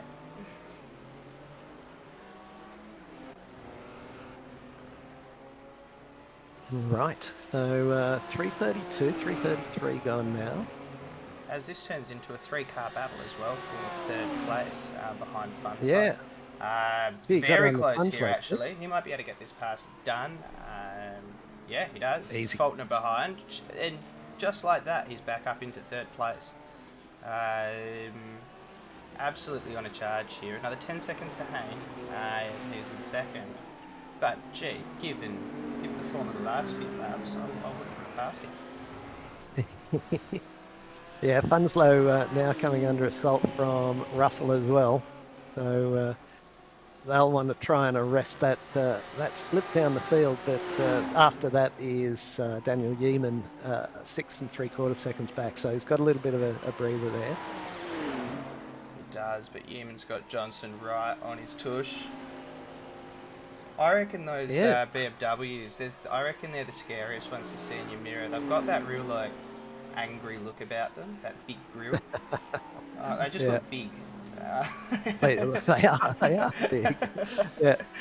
But they're a strange car to drive because it's quite low down in the rev range where they operate, and you drive a lot of the others like we were talking before about the Audi and the Lambo, and they're screaming away. The BMs are just brr, brr, brr. They just they purr away, but they're obviously quick, and in this instance, very, very stable for the boys. Yeah, it's funny the German sort of GT3s do have that, almost American style grumbly little V8s that really grunt, the muscle car style Mercedes and BMW engines. Yeah. The Porsche being the outlier there. Here goes Johnson. Big look down the inside. Decides discretion's the better part of valor. Daniel Yeaman sticking to his guns there.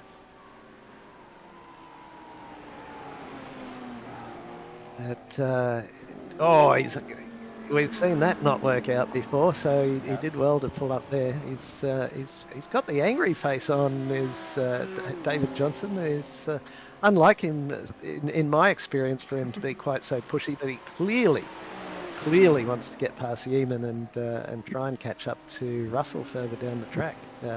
Clearly a good car under him. Yeah, absolutely. He's looking pacey and looks confident in it as well. And that Audi ahead just looks a little bit more skittish. That's what I heard about the Audi. It's similar to the Lambo, but it feels a little bit more skittish.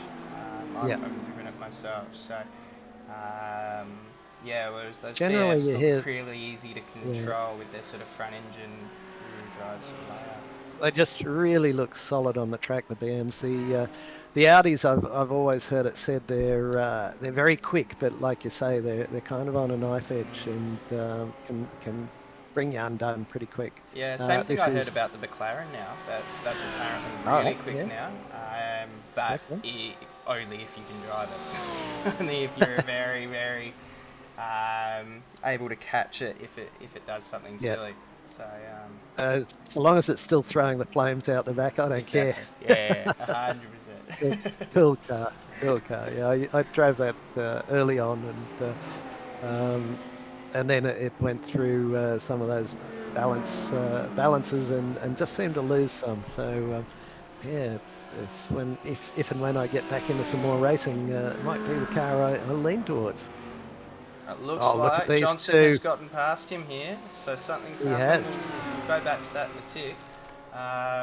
But now Human is No, on the absolute hunt here. yeah, he wants that back. I'd say it was down the main straight into turn one It would be a good guess for round here, Johnson. wouldn't it? Let's Yeah. see what we've got. Replay. So, or it's an error.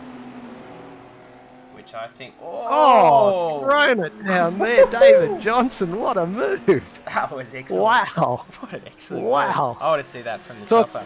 Let's have a look. Yeah, yeah, to the dropper. From the chopper. That He's a long way is a back here. big- yeah, But he's carrying heaps of speed and bang. And he pulls it up beautifully as well. It's Well, a perfectly we talked executed. about- Oh, then he gets a love tap. What are A you little doing pat on there? the Get bum. out of my way. a little pat on the butt. Wow, that was, and as we said, those cars, those BMs for HTS racing, they look absolutely bulletproof out there. You do what you want with them, and they respond. So nice work, David Johnson. Up the road is Tim Russell, and he's about 8 seconds up with stablemate HTS Racing Blue. Funslow not too far behind Faulkner. He's still hanging on there about 1.5 seconds back. But Brock Kelly, a bit slow last time round, might have had some traffic. 1:36.52, still the fastest car on the track.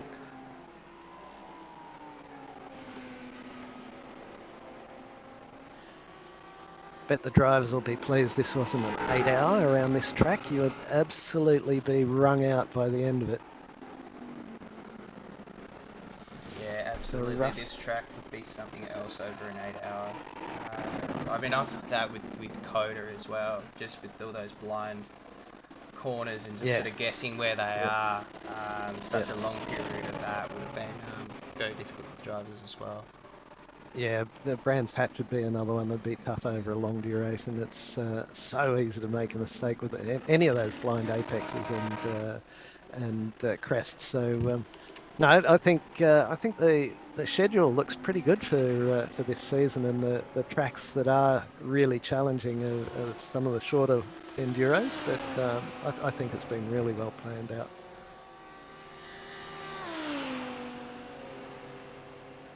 So we're looking at Funston, who has Tim Russell doing his best to close him down. And every time we look, it seems to be an HTS racing vehicle giving someone some grief. So it's Adam Funslow's turn again. But David Johnson tracking with these guys. In fact, last time round was 6/10 faster than Tim Russell. So that's an interesting one. Is this real bad racing again? This is, James Catchpole. I think is more comfortable in supercars, but saves that just okay. I'd just like to make a. I think the naming of the team is possibly bringing them undone. I think they could certainly change themselves from real bad racing to something that might get them up the track a little bit further, because more often than not, they seem to live up to the name. But they're out there having some fun, and we know that was it Simon Francis or Ferris was not having fun in the vehicle as well. So a bit of a tricky setup for that one, I think. Yeah, it's probably when maybe they just made it a little bit too twitchy. You often do find that some of those setups that you get given out of the box, and you put them on the car and go, well, this is what VRS said, this is what XYZ said makes you go fastest. Doesn't make you go fastest necessarily. Exactly. You got to be right up there in skill set to be able to drive those setups quickly. Sometimes it's best to, I've found before, go, actually we're going to go to the baseline or fixed setup here. It's going to be too difficult otherwise. Drop a bit of wing out or something like that. But I know with enduros, I did a Le Mans 24-hour with the middle split boys early on, and you can bust your ass every lap trying to gain 1/10 of a second here, or a half 1/10 of a second there, and it all counts for nothing if you have a little bit of an off and you're 5 or 10 seconds down. You've got to do a lot of laps at a tenth of a second here, so you find something that sits under you pretty well, and that you're going to be consistent, and the rest often sorts itself out. Yeah, absolutely. Cars on track now are actually spreading out a little bit. It seems that they've Yeah. sort of found out where their pace sits. Just David Johnson putting in pretty quick laps to try and catch Timothy Russell in that next HTS Yeah, car. taken out of him that last time round. Yeah, so that's probably one of the key ones that I can see going. Russell's dropped off the back of Funslow Yes. now, which is interesting. He's found some pace there in that Lamborghini in fourth, the next Lamborghini being eighth, so they're sort of struggling today, the Lambos a little bit. But yeah, that Vermilion Motorsports car there in third. Only 1.5 seconds ahead of Funslow, but I would say he's relatively comfortable just to put those laps in for the rest of the race. They're doing very similar times though, so we'll see what happens with them. Yeah, absolutely. Funslow and Russell exactly the same time last time round, 36.7s each. Johnson 36.61, so he's still picking away at Russell, and with 16 minutes to go. He might be able to do something. He's just under 6 seconds behind. So Jono will be giving it his all. I know he recently had a birthday, and he was very chuffed because he got a new sim rig, the full rig. So it looks like he's feeling pretty comfortable in it. And even better than that is his lovely wife said to him, "And you've got to use it." So so he's got permission and the gear. So what more could you ask for? Yeah, Doing a great job there. John Baldwin in the only Ferrari there with Kidney Stone Racing. It's Kidney Stone Brothers Racing. He's in 9th place. His first car not on the lead lap in 9th. So on that same lap is Krista Halzoy and Clint Collard. They're both a lap down, but that's pretty good going at this point. And considering some of the misfortune that's befallen some of the teams, but still astounded that Brock Kelly can be 5.5 seconds out in the lead nearly. With those couple of big incidents that have gone on, and at this point we haven't heard anything about a penalty for that touch he had with Hayne. But the fact that he stayed behind and it didn't look like Hayne had lost too much speed out of it is probably working in his favour at the moment. He might have a few seconds to pay at the end of the race. I'll just have a quick look in the race control channel.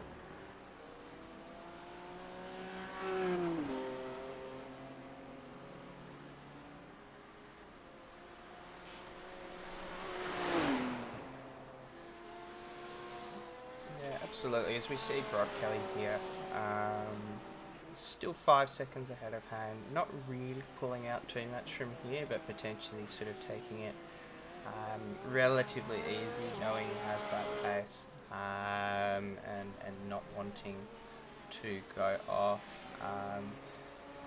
Does seem like Faulkner is dropping off a little bit from Hayne, so I think that second and third without anything further happening from a crash or unexpected perspective is probably settled there for now. Funzo still within striking distance from Faulkner, but not really making any moves towards him. And then Russell just another 2 seconds behind there. He last lap though was actually slightly slower than Funslow ahead of him, but his peak lap is a 35.25 compared to a 35.46 for Funslow, so that peak pace is there. Whether he can use it in these final stages to get right on the back of Funslow is a different story. Well, let me throw this into the mix, Sam. Car 69, Brock Kelly, 10-second penalty causing a collision with car 105 on lap 121, redress noted. So he is carrying a 10-second penalty, and he's only got a 5.7-second lead at the moment. There was a discussion again, as there always is with race control, that Ashley Collins felt their car had sustained some reasonable damage, and they were looking for a large penalty. But there you go, 10-second penalty for Brock Kelly out in front, leading currently by 5.7 and tracking similar lap times. Yeah, Let's he see is. this So time round. it's interesting because we know he actually has a little bit more pace in that car generally than the 36. Well, now 4 he's just done there. You know, we know we can hit those 35s more consistently than pretty much anyone else out there. Can he do it this next 13 minutes though to get to that 10 seconds? I think 10 seconds is about fair for what happened there. Just given there was a little bit of net code involved, but at the end of the day, his nose was in a place it shouldn't have been regardless. That's pretty much what race control said, yeah. Yeah, so yeah, we'll see what Hayne could do. He's pumping in very consistent, good lap times in that BMW, and doesn't seem to be falling back that much. No, so I think I this think will be a very close perhaps finish. I think the impact or the damage might have been overstated just a fraction, but you can't have. I mean, maybe we could pop on board with him and see if his steering wheel's tracking pretty straight. I would But say, given Kelly, he's still doing mid 36s, it can't be particularly damaged. no, But that's not what you tell race control. no, that's right. So- So it's out to 6 seconds now. Well, seems pretty straight the wheel wise. Could be a bit of aero there, just knocking some of this top speed off. But yeah, it looks pretty tidy. It's not really biting. Don't go out there. He's got pretty skirtion though. He's really trying to make. I think he knows about this penalty and he's trying to make sure that he stays in it. Oh yeah. But he has lost a few tenths in that last lap. Kelly with a 36.3 and Hayne with a 37.0, so 7 tenths there.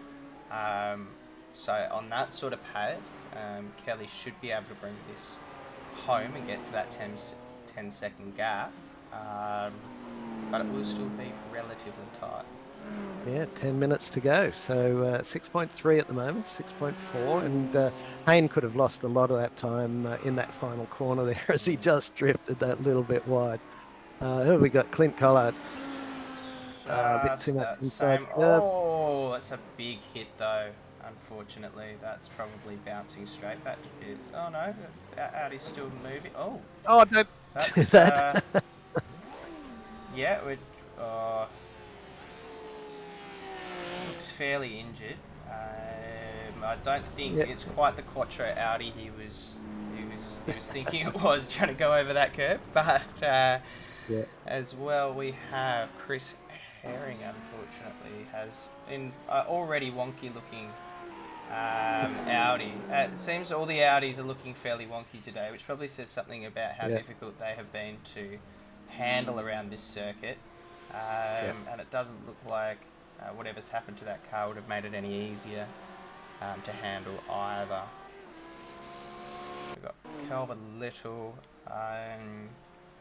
what did a bit of rallying at some point. Let's see what happened here.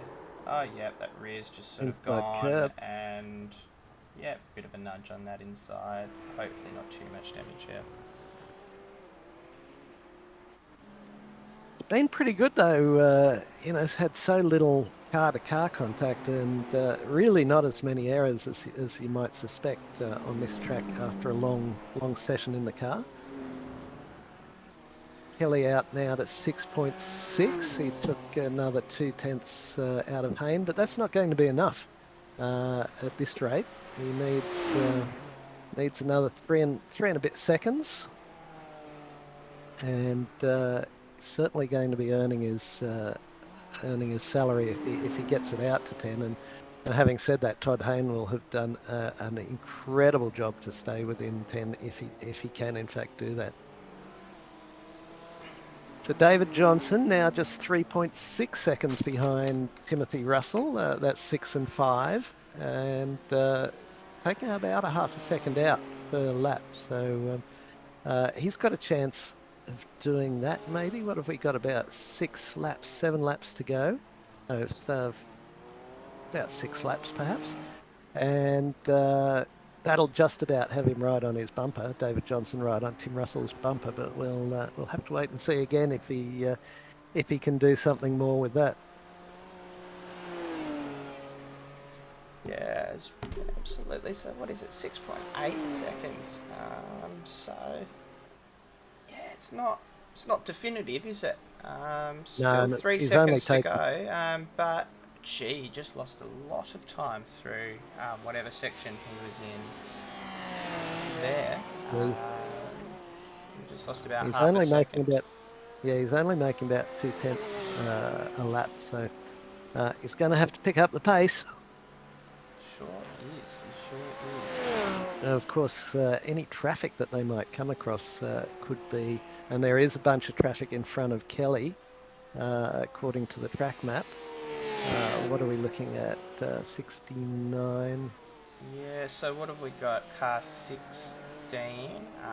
So that's Catchpole in that Oh, no, real he's bad got- racing car. Is still a fair way ahead. I wonder not whether clear that yet, yeah. 105 car, I think it was. No. Yeah, Haynes got a bit of traffic to try and get through, so that could have been holding Kelly up through some of that. Actually, if I'm just at the cap map now, it looks like it's relatively clear for the both of them. The next car up for Kelly is that 16 car, but of Catchpole, but it's a fair way ahead still, so probably won't get there before the end of the race. They should have a clear enough run. Those guys behind though for Faulkner and looks like they could be getting into a bit of traffic though through there. Well, Hayne was able to take half a second back out of Kelly, so it's back down to 6.58. That's, you were saying he'd lost a bunch of time through there. Yeah, so what's that? And that's a slow lap for Kelly, 36.94. We haven't really seen him outside the low to mid 36s. So certainly something went a little bit wrong for him. Whether he's just pushing that car a little bit hard, or he's fuel saving. Gee, it's a difficult balance for him to strike right now. He needs to make up another 3.4 seconds to take the win of this race in the next 5.5 minutes. Yeah, it's going to come right down to the wire. Sure is. And then in fourth place as well, this Lamborghini from Island Motorsport is chasing down Ben Faulkner now in that Dominion Motorsports entry. Just dropped back a little bit more. It was within a second there for a tick. But 1.6 seconds ahead. Probably unlikely to get that overtake done. We know how difficult it is around here. But if you can get on that back, you never know right at the end of a stint how things are going to work out. Absolutely. So just under 5 to go, and all to play for still.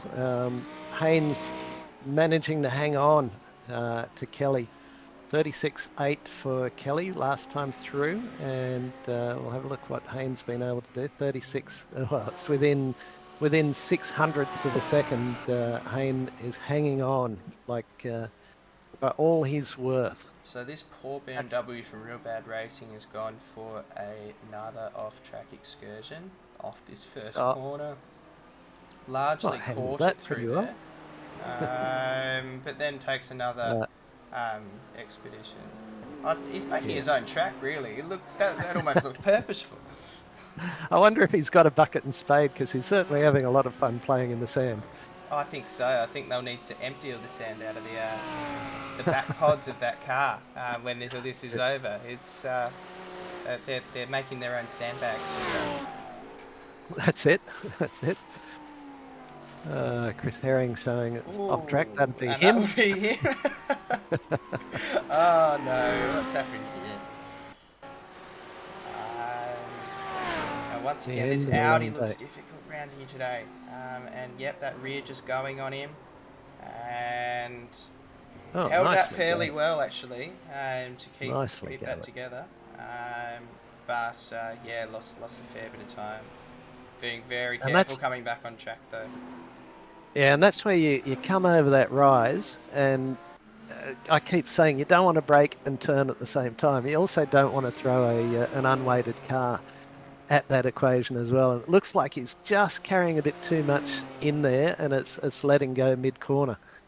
Yeah, absolutely. And this battle for the lead, it has not really changed. So at this If you can point, with yeah, let's get up the put up gap. that graphic that shows the gap. Yeah. Not that one, the other one. Oh, you like the other one, the lap gap. I like the other. Yeah. Yeah, I like it. What have we Because it'll got show here? you. So Yeah. There's also one with sectors, I think. oh, yes, there is. Here we go. There we go. Ooh, I like that. Okay, so Haynes slightly slower through that middle sector, but not too significantly, a couple of tenths. Faulkner looks to be keeping up roughly as well. So Kelly making up a little bit of time this lap, but realistically, with 2 minutes to go, where are they on track? Gonna come round. They only have probably 2 laps, maybe 1 lap. But probably 2. It'll be interesting to ask Kelly whether how he was on fuel, because he was he stopped lap 110 and Haynes stopped 115. Faulkner, of course, was 124 for that little splash and dash, 21-second Let's pit see. stop. Can we see Barney's waving the white flag? So it is the final lap of the race. Wow. And while Brock Curley is in the lead by 6.7 seconds, he is not. Effectively, Todd Hayne is the leader of this race for HTS Racing Yellow, thanks to a 10-second penalty to Kelly. He's held on to this very well so far. Let's not jinx it, but well played there. I'll say. They're absolutely level pegging. They were about a quarter of a second slower that last time round from Hayne. But it's nearly 7. I can't see Kelly getting 3 seconds in this last lap. So really well done, and perhaps a little poetic justice, but it'll be very interesting if some of the boys come in and have a chat with us to work out what's happened where. So and whether Kelly's been compromised through this final sector at all, but just clicking up to 7 seconds and not enough time to go. You can see he took a tenth of a second out that time through. Yeah, absolutely. And remember as well, Haynes started in 10th spot. He's up 8 spots, well 9 spots effectively, to take this win at the end of the lap, all going as expected. Brilliant race from him. At the Million Motorsports car as well, up 3 spots to likely take that 3rd position. Beamer's looking very, very strong today, and those HTS teams working well. You're right. David Johnson, for those who are in the David Johnson camp, just 1.5 seconds behind Tim Russell now, so that'll be probably a bridge too far, but he's certainly been clicking out some good times, matching Brock Kelly that last time through at 1:36.98. But well done to David Johnson. And here we go. Across the line they come. Is that it? That's it. And looks like Todd Haynes done enough. Brock Kelly finishing 6.86 seconds in the lead, which is not enough, carrying a 10-second post-race penalty. So Ben Faulkner for Vermilion comes across the line in Adam Funslow for the ILEC Motorsports. He'll come across in 4th, has come across in 4th. Timothy Russell for HTS Blue. Then we had David Johnson for HTS Red. Daniel Yeaman for Stonks Racing. So they had quite a bit of grief during the course of the day. Brody Tressida in the Spiro, the Lambo, and that was 8th place. Kidney Stone Brothers in 9th with John Baldwin, and Krista Holzoy. There you go. Tractix Racing Green was your top 10. And then it was Alt F4 Racing from Australia Wide Racing Purple, I think they were. Kelvin Little in Side Hustle Racing. Matty Broom in HTS Green. Chris Herring in Black Marlin Racing, and James Catchpole should qualify. Yeah, certainly will qualify 20 laps down, but they hung in there, which is fantastic. So that's James Catchpole in Real Bad Racing, and that'll be all that comes across the line. So that was pretty entertaining as these sort of enduro racings go. There was plenty going on during the course of the day. Always something to look at. Always something to enjoy, and the intrigue of that 10-second post-race penalty will be the deciding factor. So as we said, Redline Racing is first. HTS yellow. Great work from the whole team. We were talking about Todd Hayne, but of course it is a team effort, and he and his co-drivers did a wonderful job through there. Vermilion Motorsports third, ILEC Motorsport 4, HTS Blue from HTS Red 5 and 6, then Stonks in 7th, Spiro the Lambo 8th, and Kidney Stone Brothers 9, Tractix Racing Green. So you can see the points gathering up there, and during the course of the afternoon, I'm sure David Johnston will update the points for the overall standings. But HTS, I think we're going great guns in the point score prior to today after round one. And we've had a couple of folk pop in here. Connor Nixon's back in, and Ben Faulkner. We'll go to Ben for now. Ben, how was your day? I know there was a fair bit going on for you guys, but would you be happy with the third? Yeah, after everything, we'll definitely take a third for sure. We didn't expect a third at all. We were down in P7 for most of the race, so we definitely weren't expecting anything better than a top 5 at the most. But yeah, we're extremely happy with it and glad we could get a top 3. Yeah, an enjoyable day. You enjoy the combo around here at Zandvoort? Oh well, all the incidents and stuff that happened kind of ruined it, but yeah, we still had a good fun, and it was a good race. Enjoyed it. It's a tricky old racetrack, isn't it? I would think over a long stint, quite exhausting, because there is nowhere to rest, really, is there? Oh no, yeah, my arms are dead. The only time I could rest was in the pits, but yeah, other than that, I'm tired as. So we'll be having a bit of a rest after this. Yeah, lucky it was an 8-hour. Huh? Oh, for sure. But yeah, looking for a Red Bull Ring, which is 8 hours, is it, or 6 hours? 6 hours, I think it was, if I'm not mistaken. I believe it's 6 hours. So that should be a good combo as well. The BMs in general looked really strong today. They looked solid on the track, and seemed to be fairly compliant, whatever the boys seem to want to do with them. It just looked like a good car to drive. Would you agree with that? Yeah, well, it was a pretty good car to drive. We did the setup, I think, yesterday and jumped in for practice this morning, so we were a bit unprepared, but yeah, it was good. It was good to drive. Personally, recently I preferred the Ferrari, but yeah, the BMW's been pretty good for the last few rounds, so it's been good. Well, that's what I was talking about earlier in the days, that team racing is often a compromise. If it's not set up, it's, as you said, actually a car choice. And the Ferraris, has quite a different characteristic to a lot of them, being that mid-engine car, and the turn-in's quite different. But you're always working with a compromise, aren't you? Oh yeah, definitely. Like I know the Ferrari has a bit more oversteer to it, where the BMW is more. It's a bit blander than the Ferrari, as it understeers a bit more. But yeah, it's still a good car. Yeah, it likes to push a bit. But do you think the lack of practice might have had something to do with the fake Bennett's pit entry? Yeah, well, we actually entered the team, but our other driver, Kenny Economos, who was Yeah. driving, he wasn't in the team. We didn't realize he wasn't Yeah. in the team before we entered, and I registered to do some practice laps in because he jumped in this morning, literally zero practice, so he was learning in the race. So, Yeah. but yeah, we managed to get it sorted and get in the race, and happy where we finished, for sure. Absolutely, well done. And you're planning the team running all the events during this season?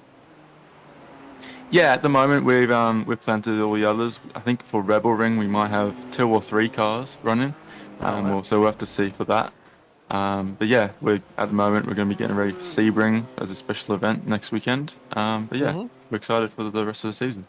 Excellent, yeah, because it's Red Bull Ring the end of April, and then the end of May is Road Atlanta, so that'll be a challenging one. And then round 5 to round out the first half of the year is 25th June with an 8-hour. So yes, to answer your question, it is 6 hours at Red Bull, then it's 4 hours at Road Atlanta, and then 8 hours at Bathurst. So that should be a lot of fun. Yeah, definitely. Bathurst is always a good way to end, so it's we're all looking forward to it.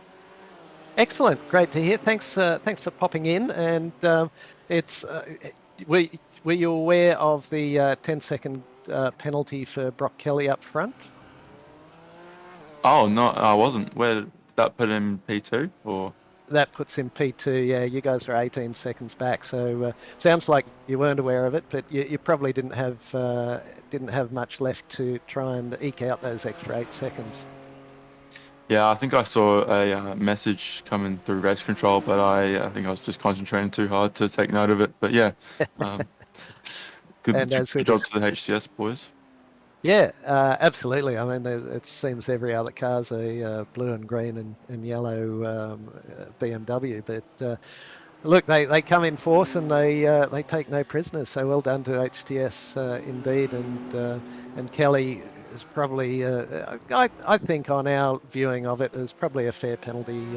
He just got in the back of the HTS car in turn 3, the tight hairpin there, a banked corner. So he redressed. He didn't take advantage of it, but it looked about fair, and he just didn't have enough to eke out. Ashley Collins finishing 6.86 seconds behind him. So Ash and their team takes it by 3.14 seconds. So as close as you like after a full 4 hours of racing. Yeah, definitely.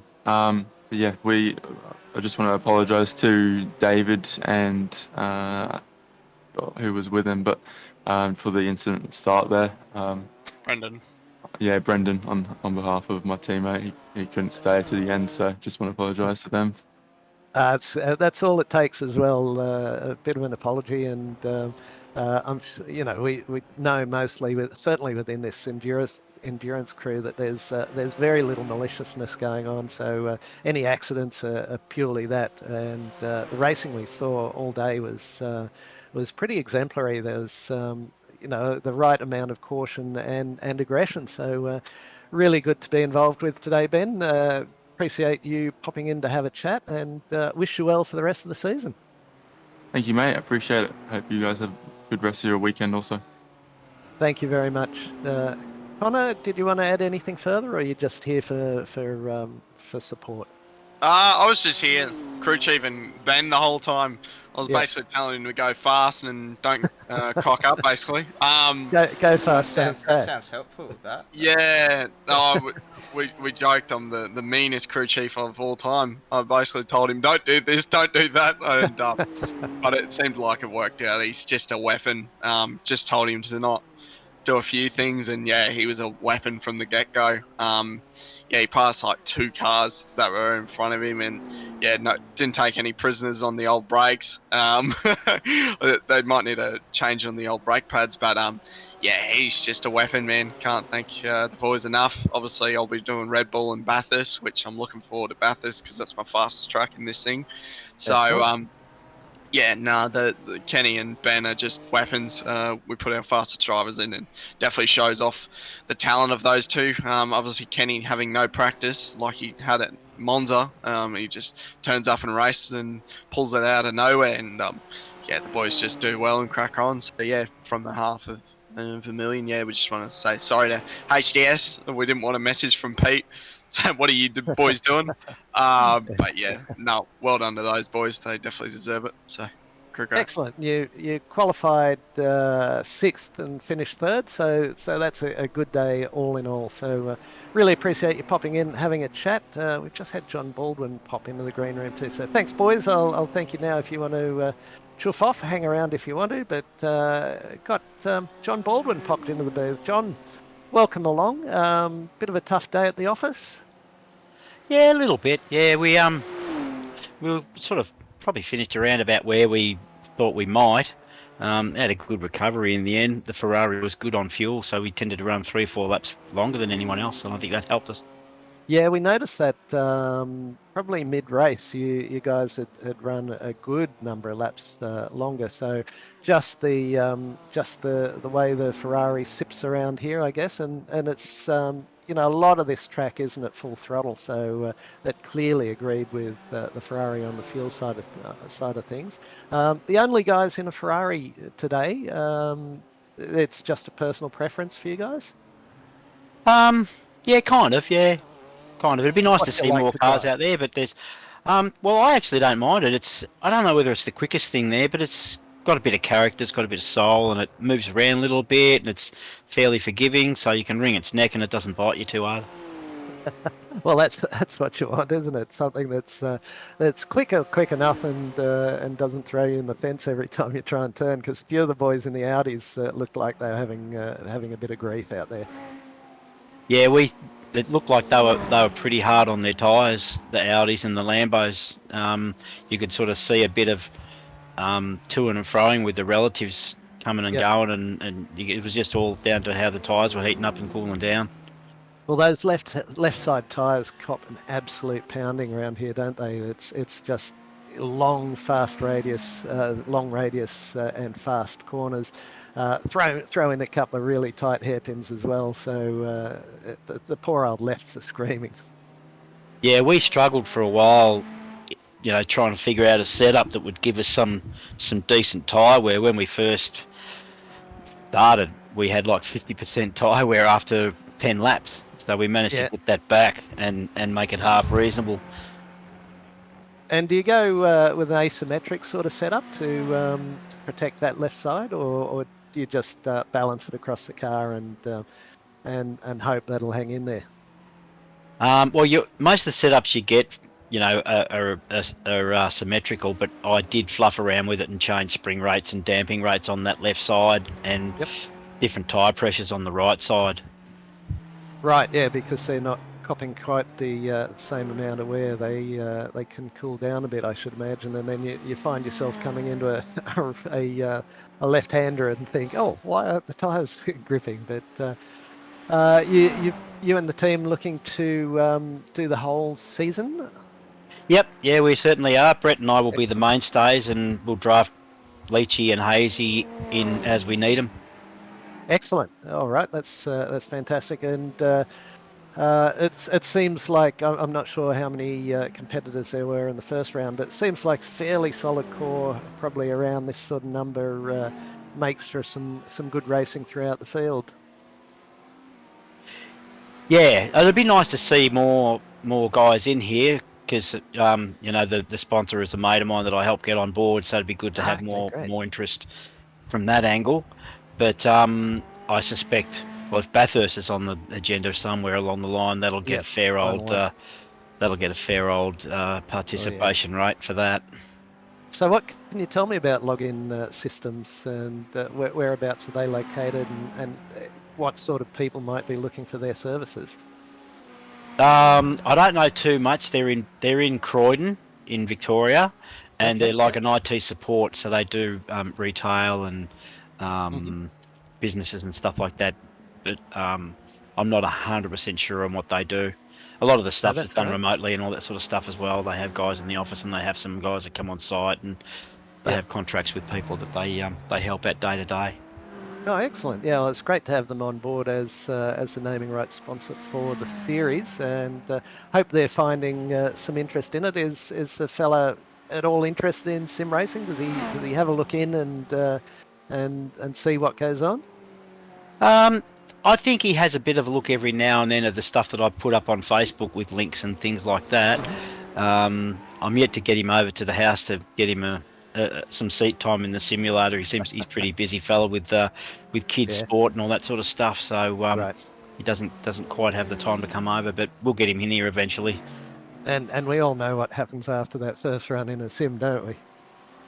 Yeah, It's yeah. a very quick trip down to the shop and get a wheel and some pedals and work up from there. But glad you enjoyed your day. Probably happy it was only a 4 hour and not a 6 or 8 hour around Zandvoort. Yeah, gives you a bit more. I'm going to head out on my push bike and go for a mountain bike ride into the forest in a bit. Oh, how lovely! So, How lovely! Yeah, 4 hours works well. Excellent. All right, John. Really appreciate you popping in. Just stay on the paths. Don't do a Nick Fodiatos and find yourself in a tree, if you would, please. Yeah, I'll try not to. Enjoy your ride. It's more cross country than downhill, is it? No, it's a bit more what they call enduro style. Okay, but I got an e-bike, so the hills aren't so much of a problem. But thanks to you and Sam for dropping in for the Combox today. To appreciate it. That's very kind of you. That's very much appreciated. Enjoy the rest of your day, and I'm sure the boys will see you for round 3. Yep, we'll be there, baby. Good on you, John. Catch you next time. Bye. All right, Sam. That brings us to the end, and it's nice a couple of the fellas dropped in. Good to hear a little bit more about login systems as we find out that they're down in Croydon in Victoria. So if you're having IT issues, maybe they're a good mob to get in, and you don't need to be in Croydon because, as John said, there's a lot of remote stuff goes on with that sort of work, and they can just log in. So we will thank our sponsors as we run through, and the GSRC does thank everyone. The Astute Finance there in East Brisbane. So if you need a bit of help managing your money, look them up. Blackout Electrical, I think they're also up around that southeast Queensland area. Fisher Door Lawyers, and hopefully none of us ever require the services of a solicitor or a lawyer, but they're there if you need them. Flash Graphics, Johnny Simpson, Vice President of the club. Thanks, John. And as we mentioned, Login Systems look after you. And shortly, with the Gentlemen's Sim Racing Club, it'll be Monday again. Waste Options will bring you the GT4s and the GT3s. Not sure where they are this week. I can find out very quickly. What date are we? March. Week 8 now, I reckon. March 20? Yeah, March 20. The GT4s are coming from Detroit. Grand Prix Belle Isle, and I was talking about Brands Hatch before. The GT3s are from Brands Hatch. I believe it'll be the Pro Split being covered. So plenty going on there. If you haven't had enough GT3s, there's always a little bit more. West Orange Motors, I always forget there's a couple after Waste Options, and that's Dave May and his crew. And Dave May, as always, thanks for all the posters you put up and everything you do around the club as another committee member.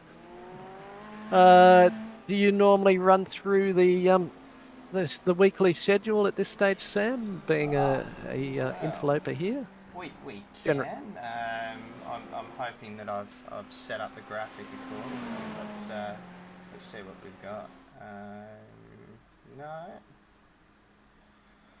No. Yeah, I haven't set it up properly this time, but I can tell you what is coming up over the next week. You've got it right there. Don't worry about it. Yeah.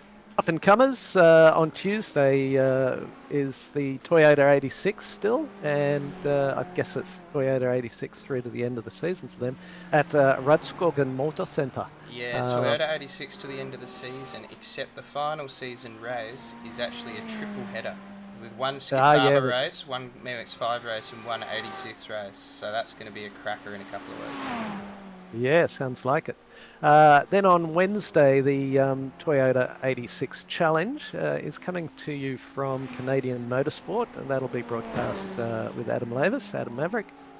Porsche Cup is Wednesday, second race, Sandown Motor Raceway, so that'll be a good race with the Porsches from there. Formula V's are a TBA at this stage, so Where are we? yeah. Let's see if they've put up anything in the on iRacing itself. All right, yep. But then the TCR Challenge is from Snetterton, so yeah, maybe it's just a document that hasn't been updated. Sam will find that for us. Schedule. Oh, no, they're trying to hoodwink us here. We've got no information as to what's happening Thursday. So I hope no one wanted to get any practice in today. And you shouldn't be practicing anyway, because you'll be watching the GSRC broadcast of the endurance race, at least until now.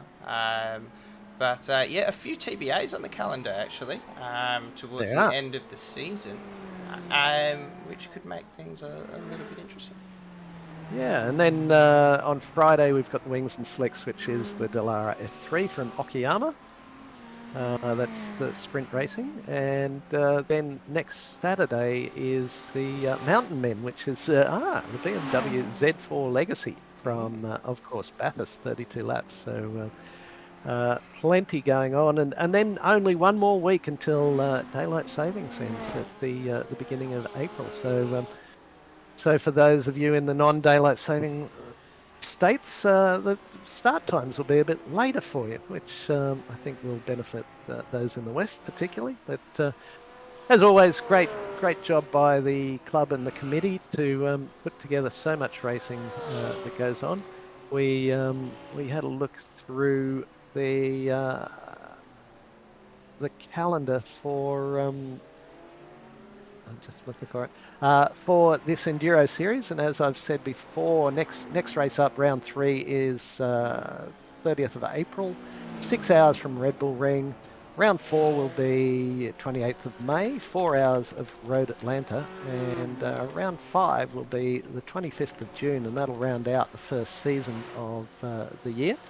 That'll be an 8-hour from Bathurst, so I expect there'll be chock-a-block full of entries on that day, and it should be a fantastic day's racing. Unless I've forgotten anything, Sam, I think that just about brings us to the end of the broadcast. Of course, a massive thank you to you for bringing it to us on Facebook Live and YouTube Live, and all the work you put in behind the scenes, both this and the up-and-comers, when you have the time to slot in some of the up-and-comer racing. But great job from you. Congratulations on a pretty much seamless, I would have thought, coverage, notwithstanding a few tense moments before we got on air. But well done to you, sir, and look forward to seeing you around the tracks coming on into the near future. No, absolutely, thank you. And hopefully we see you on track at some point in the near future, or at least a bit more over commentary. I've missed your Thursday nights doing comms and the background work for the TCR and the Vs. It has been sort of missed this season, so I don't know, maybe you can hop in for a week or two in the final couple of weeks. It would be cool to see, but if not... Yeah, as we discussed off air, I've had a fair bit of travel on over the course of this season, so I'm not sure if I'm around for the maybe the final of this final... yeah, might be able to do the final round of the Thursday night, but yeah, it's just as a matter of, rather than doing one here and one there, I just said, look, I'll take the first season off. But appreciate your comments, and very kind of you indeed. But once again, congratulations to HTS Yellow for their fantastic win today. The second place car, Brock Kelly, what's their team name again? It's escaped me. Breadline Racing, yes indeed. And to the Vermilion boys in third place, taking that out. So that was coming into today, the championship standings. So yellow will just stretch further in advance. Looks like Vermilion Breadline. Yeah, I will, didn't think they raced in the first race yeah, as well. So cut amongst the pigeons there too. yeah, yes, indeed. So that does bring us to the end of the day. Enjoy the rest of your Sunday afternoon. Keep an eye out on the pages of the Gentlemen's Sim Racing Club for more events during the course of the week. And we'll catch up again with you before too long. Again, Sam, thanks very much. And I wish you all a good afternoon. Thank you very much.